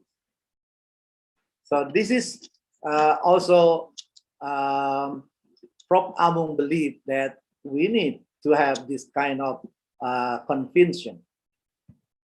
And then the last phrase that is contained in the pembukaan Undang-Undang Dasar 1945, saying that to participate in carrying out word order based on the independence, on internal eternal peace, and also social justice, it's also related closely to what the sport can do to us or to our people. And in the international circle, we could see that even United Nations or other organizations like WHO, like UNICEF, like UNESCO, they all believe that sport can be manifested in many beneficial areas that could help people. And also, of course, in order to improve the quality of the better world. So UN, as you can see here, according to Prof. Amung, already deliver like the MDGs program, and then SDGs. MDGs maybe it's kind of stand for Millennium Development Goals, and then SDGs stand for Sustainable Development Goal. And then we can see also now UN also deliver the program called SDP, Support for Development and Peace. So if those world organizations have believed to the role of the sport in order to play better, in order to improve the quality of the life of the world people, why shouldn't we? So that's the question. I think Prof. Amung is trying to direct us that sport, not only for the dignity of our nation, national pride, let's say by through the provision of the gold medal or other medal from other international competition, but we need to also believe that sport play a very important role in improving quality of other areas of our life. So here, UN, the International Olympic Committee, IOC, believe that sport will be able to achieve development-related goals. And then SDGs, as has been mentioned here, are the institutional anchor that Broad SDP had sought to mobilize sport in a variety of interventions to improve health quality, gender equity, poverty, alleviation, education, community engagement, and other aspects of social welfare. So, ladies and gentlemen, I think this is the core of the Prof. Amung idea. He tried to bring us to believe, and of course, just like Prof. Toho told us that do it.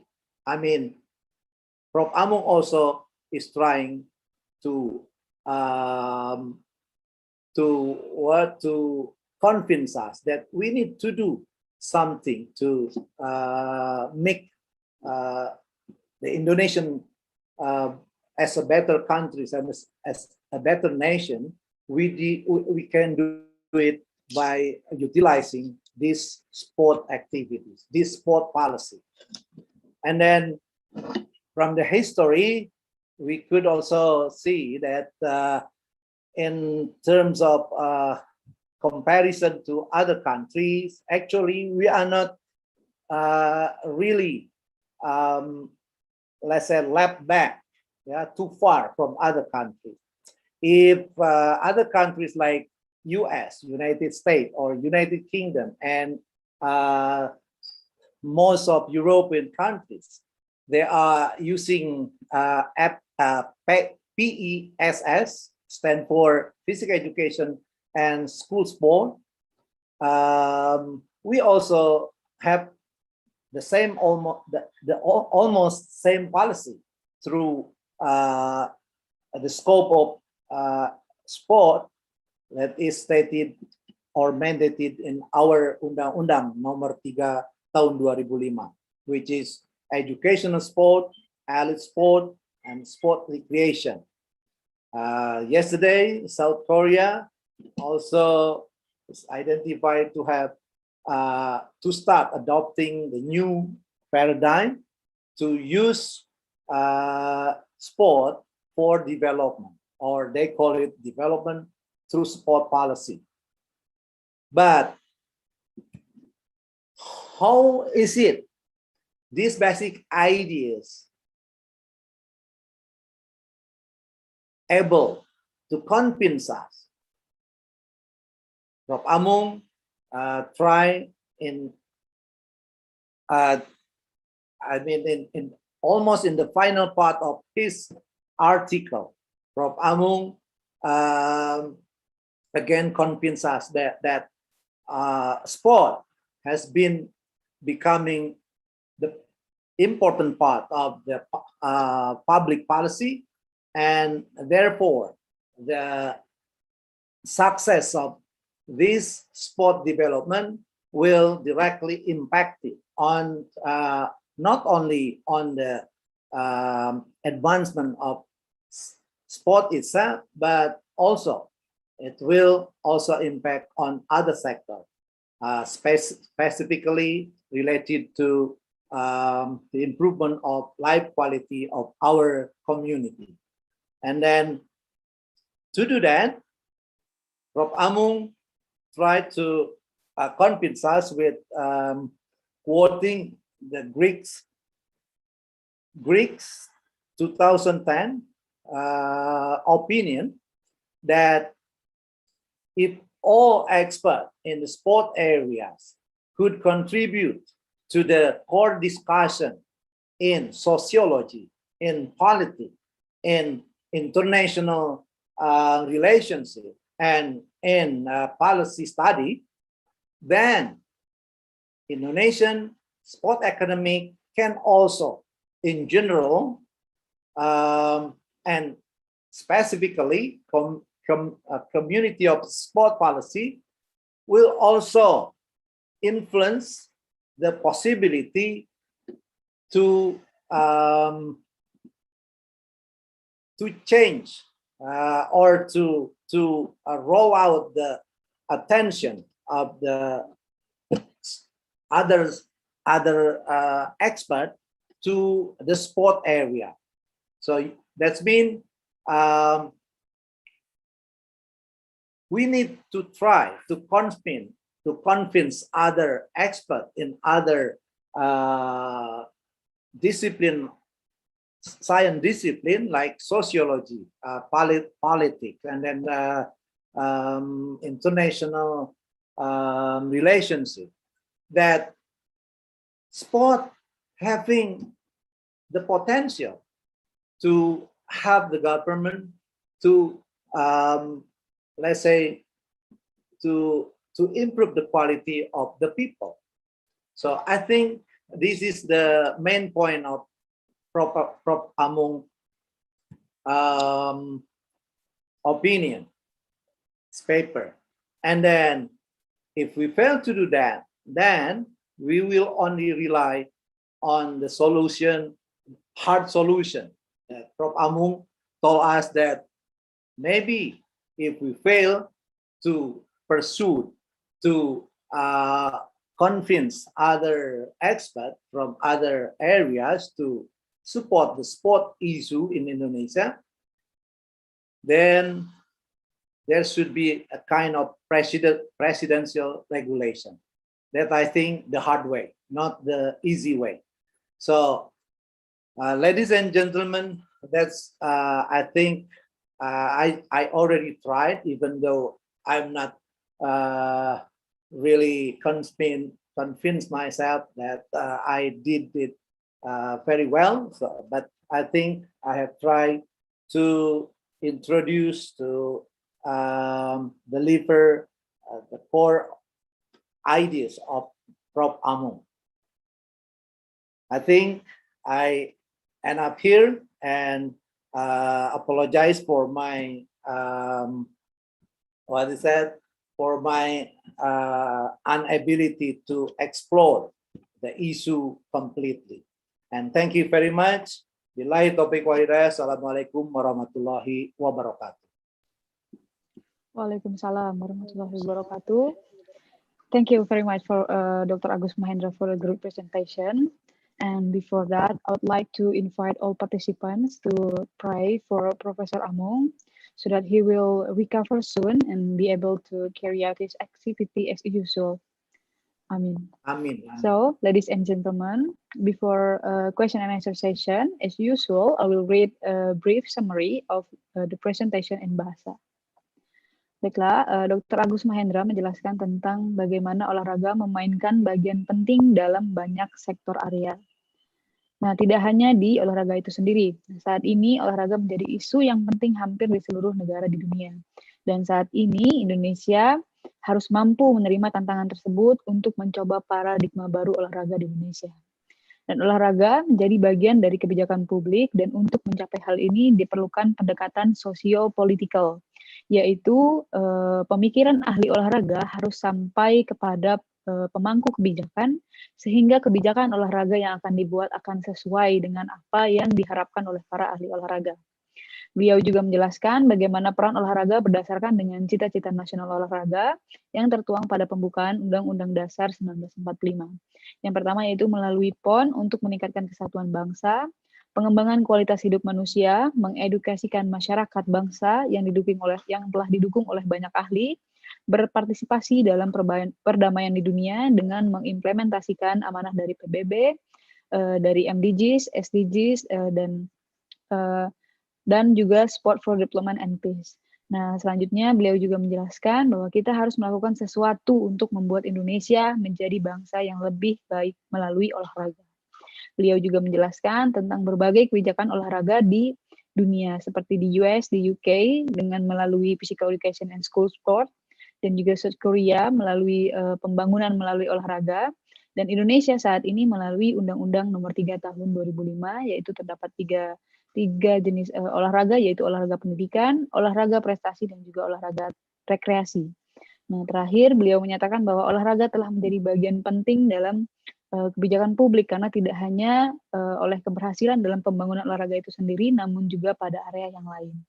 Hal ini harus menjadi perhatian pemerintah dengan menawarkan solusi yang dapat kita berikan, yaitu adalah melalui keputusan Presiden tentang pentingnya olahraga ini.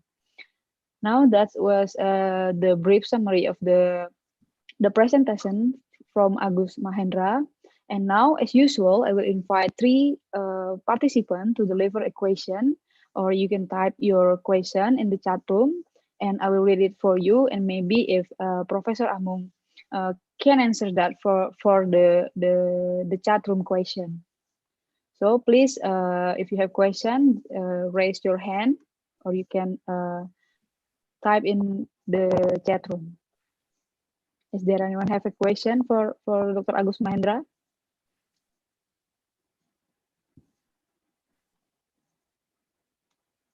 I hope not. Very good.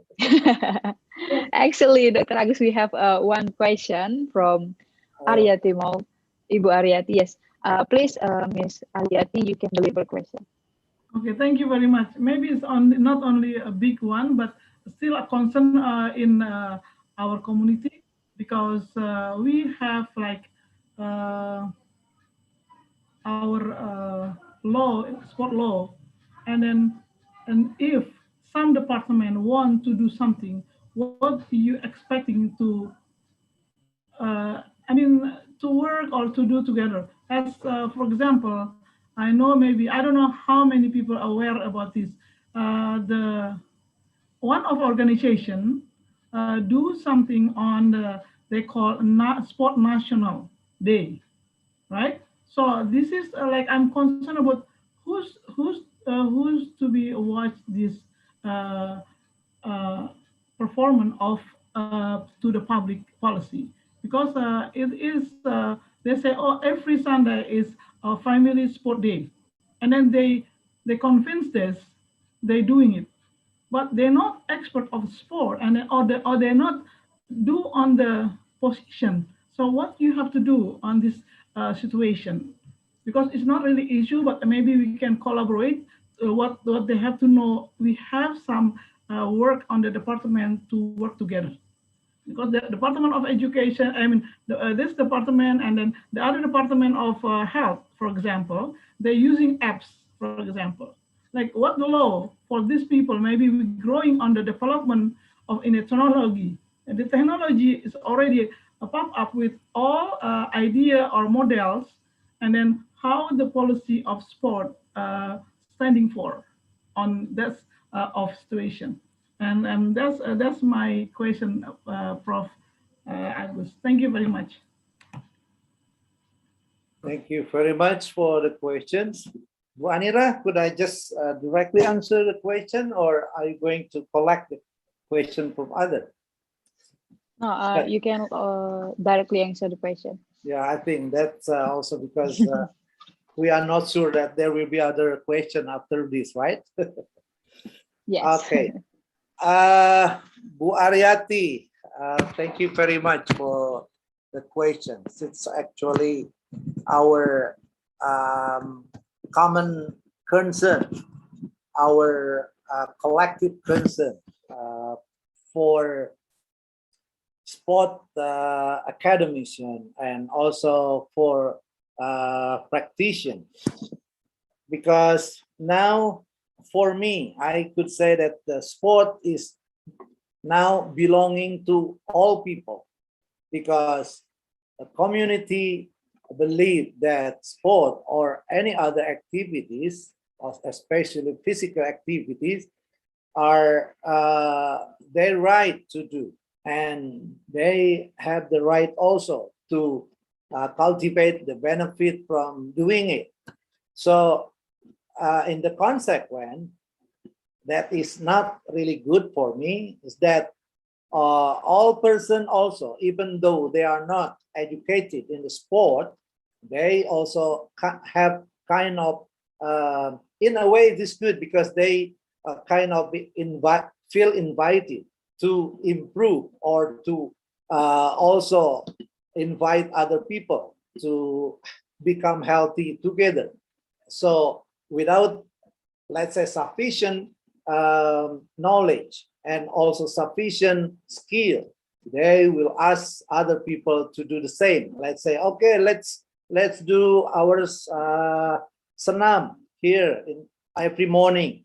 And I could see everywhere here also in my neighborhood, I could, when I ask the instructor, or let's say the person who was responsible for this program, they are not the person who has a educational background from at least having a little bit training or penataran from a certain institution related to sport. So they are doing it just because they feel they are responsible to ask other people to do the same.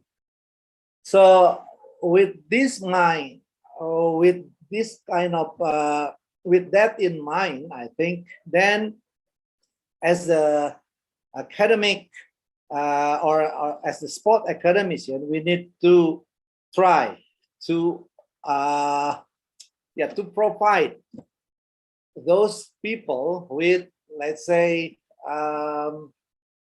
not really intensive, but even a tiny touch of, let's say, giving them a certain or a certain amount of information or a kind of horizon or insight about sport. It will also help actually. It's from individual perspective, but from institutional perspective, I think it is also the responsibility of our study program running for what is that, preparing sport practitioner who can also be ready to come to the grassroots to over the program for the society. I think it's better than if we just let other people to do it without any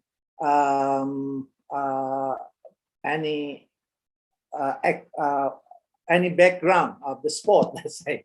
So I think as a sport academician, as the also the institution of what we call perguruan tinggi ilmu keolahragaan, ya, atau apa, tenaga kependidikan olahraga, ya. I think it is our duty to try to provide kind that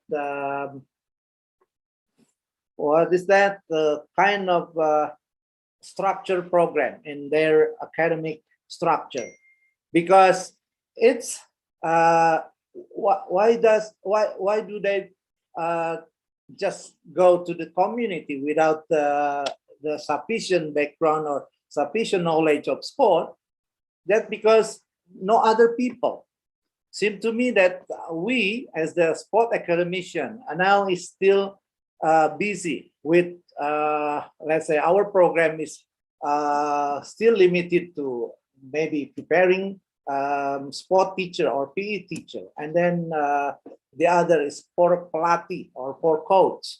And now we have also e-course study program, who for me I think is still also busy with the discipline of the sport without realizing that the community or the society is really need to have our touch. So that's I think our responsibility. And then on the other side, the government, specifically, let's say, sport ministry person running for sport affair, right now are those who are not really knowledgeable about what the sport should be over to society, because from the perspective or from the viewpoint of their program, they will just feel succeed if they, let's say, bring one program to one province. And when we ask about the how many people are involved in their program, they said it's around 100%, and those are especially coming from the same city, from the center city. So when they are going to one province, actually it just come to one city, so they don't realize that their program has public impact, significant public impact for the society. So I think that's also our problem. So I think from that perspective, we need to talk much to the person who is now in the Ministry of Sport, running the sport affair, and Prof. Toho and Prof. Amung is actually the person who always come closely to their official of the government in the sport ministry. So I think that's what I could tell you. Not exactly answering your question. Actually, this is only my very simple thinking to you. Thank you very much. Thank you very much, Prof. Agus. Because I'm not professor yet. I'm sorry. Okay, because I'm concerned. It's not. I didn't accept. I didn't open mind for them. But at least like we are here. You know, why they don't ask or you know collaborate with us. So that's what I concern. Like they're putting in the day, like, oh, Sunday for a family sport day. Like what? Like it's supposed to be law over there, you know? So okay, we support, we help them, you know. This is like a public policy, something like that. Thank you very much, Prof. Yeah. Dr. Yeah, I thank you very much for you have brought this up to us. But also, if I may to add, one problem also is still facing in our Indonesian nuance about the sport policy. I think the culprit is our definition of sport. It's, I think, kind of dilemma. Prof. Toho told us that olahraga is not the translation of sport, but when we are talking about sport, then it is not really clear which sport do we have. So from this side, I think, from this perspective, I think we must have a very clear definition about the sport. Do our olahraga involve physical activity?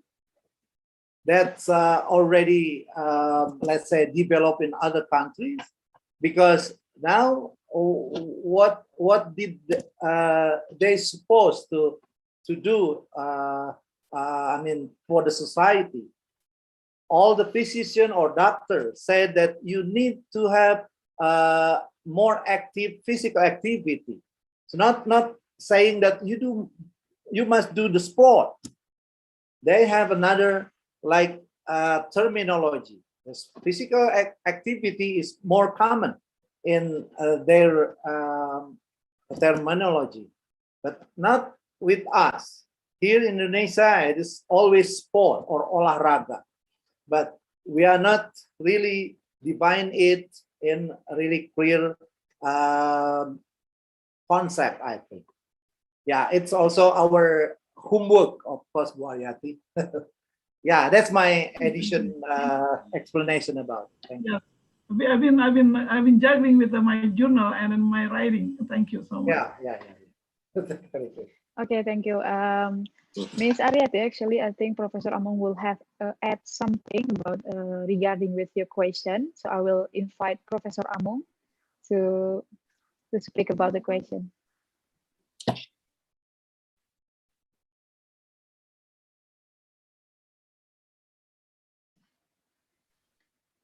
Profesor Amung. Ya, silakan Prof. Amung. They showing you the article.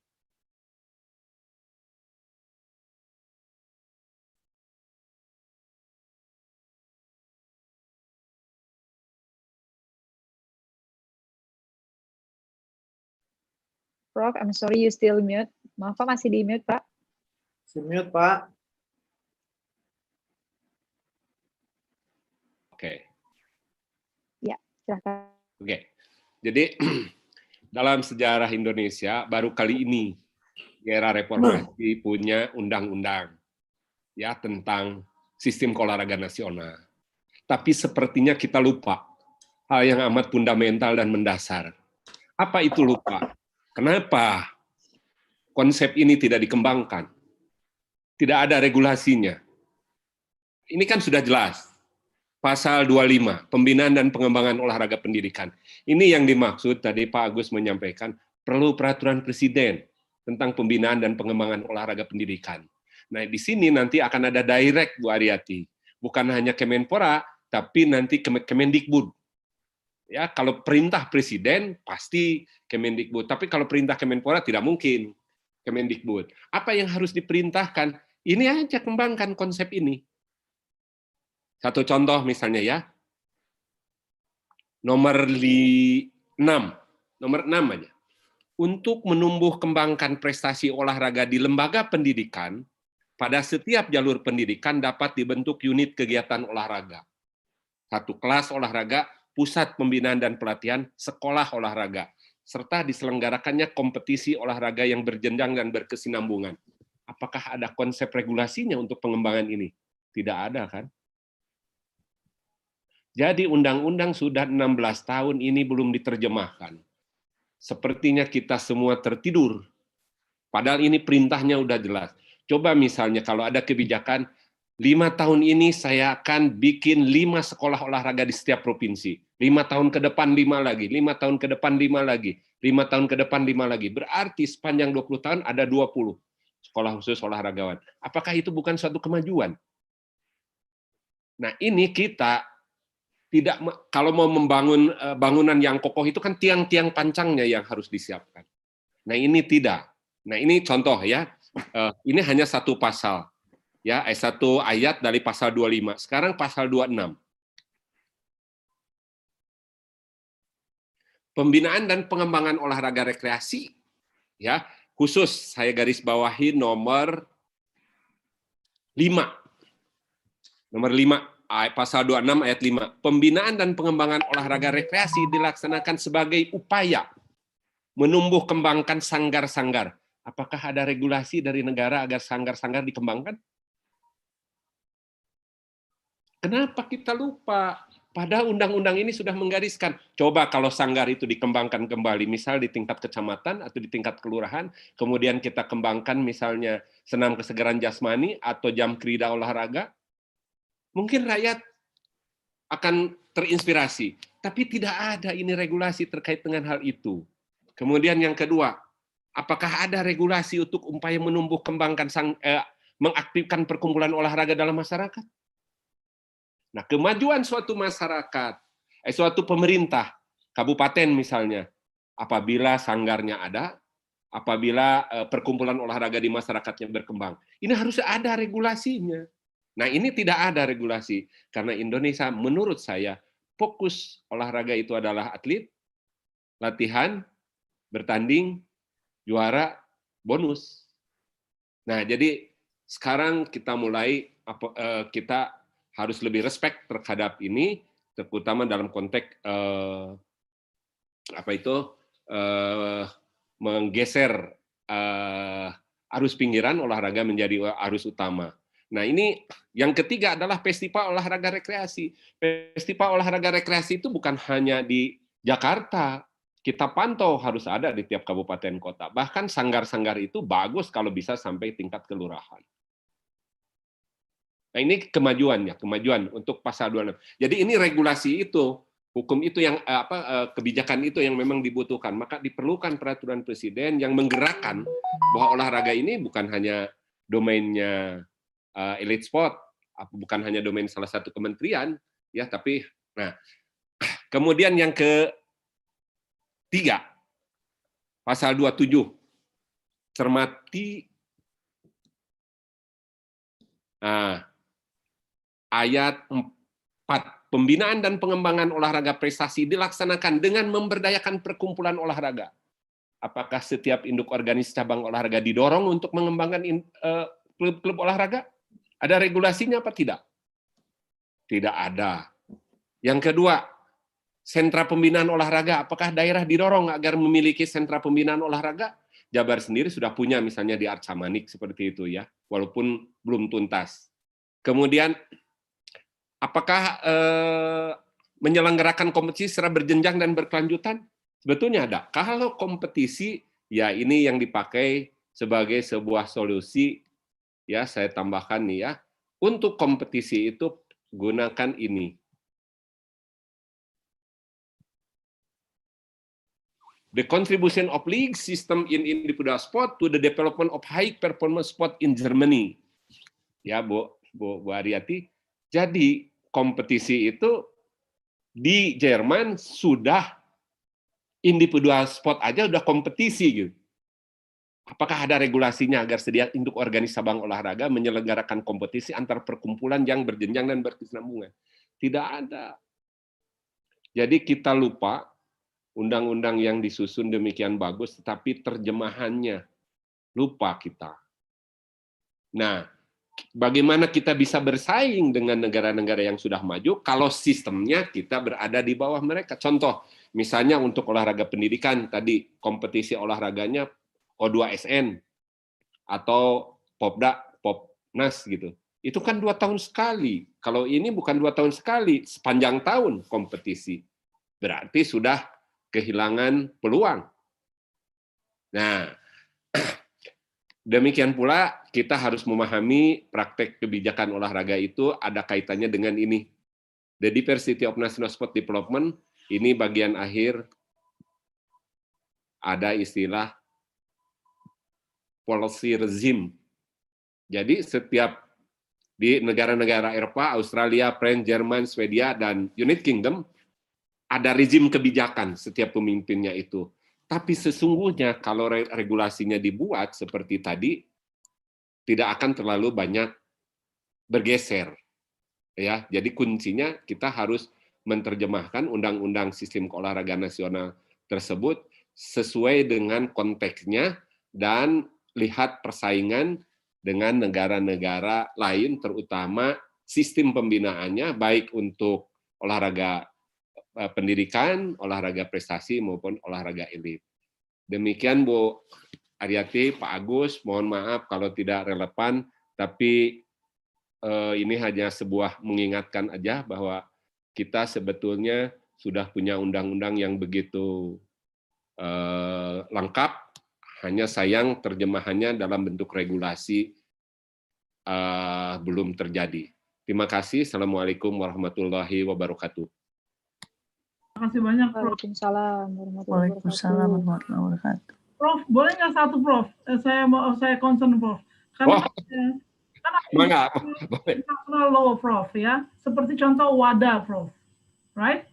WADA international, like athletic, American has disqualified. So, do we join with the international law as well? That's my question, Prof. Important for policy and everybody know, you know? Ya, kita memang tidak bisa menghindar dari perkembangan dunia internasional terkait dengan organisasi dunia. WADA itu terkait dengan doping, anti-doping. Ya, yang kita concern sistem pembinaan kita belum mengadopsi perkembangan terbaru. Yang paling penting adalah sistem pembinaan itu harus bersaing gitu ya. Nah, tentu dalam ajang kompetisi itu kebersihan atlet untuk berikut serta itu ya harus bersih ya, dalam arti kata bebas dari doping itu semua gitu. Bahkan dalam praktek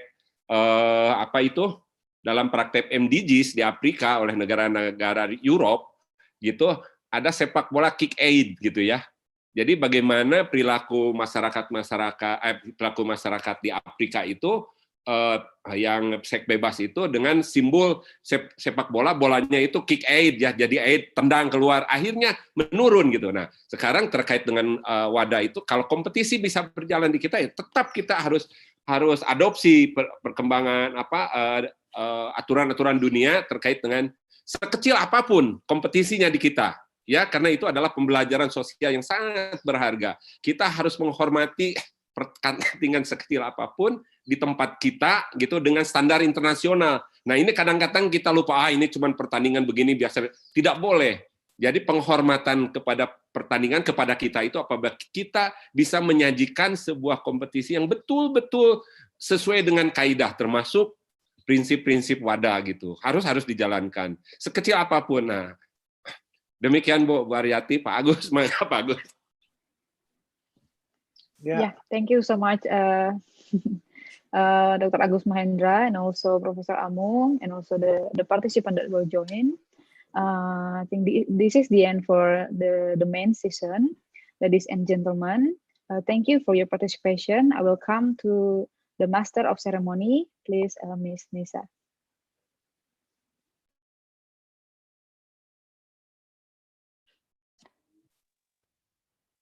Okay, thank you so much, Ms. Anira. Okay, this is such a great presentation and respected research person as well as our moderator. After this, we will hold the next event, namely as the parallel session, but as usual, we would like to invite you to open your video as we are going to take the picture. So, okay, please turn on your video, and I will take in the slide 1, slide 2, slide 3, slide 5, slide 4. Okay. Okay, thank you so much. And then we will go to the next event. But before that, I'm the master of ceremony at this conference. I say goodbye and I represent the entire committee at this event. Apologies to all participants for any shortcomings. And thank you for participating in this events. See you again at the next conference. Wabillahi taufiq wal hidayah. Wassalamualaikum warahmatullahi wabarakatuh. Waalaikumsalam warahmatullahi wabarakatuh. Waalaikumsalam warahmatullahi wabarakatuh. Okay, for the presenters, please change your name Zoom to the, sorry, Anira, to the number of your room and then strip and your name. So we can check, we can break out room. Maybe the committee, as I know it's Noval can open the breakout room. Please.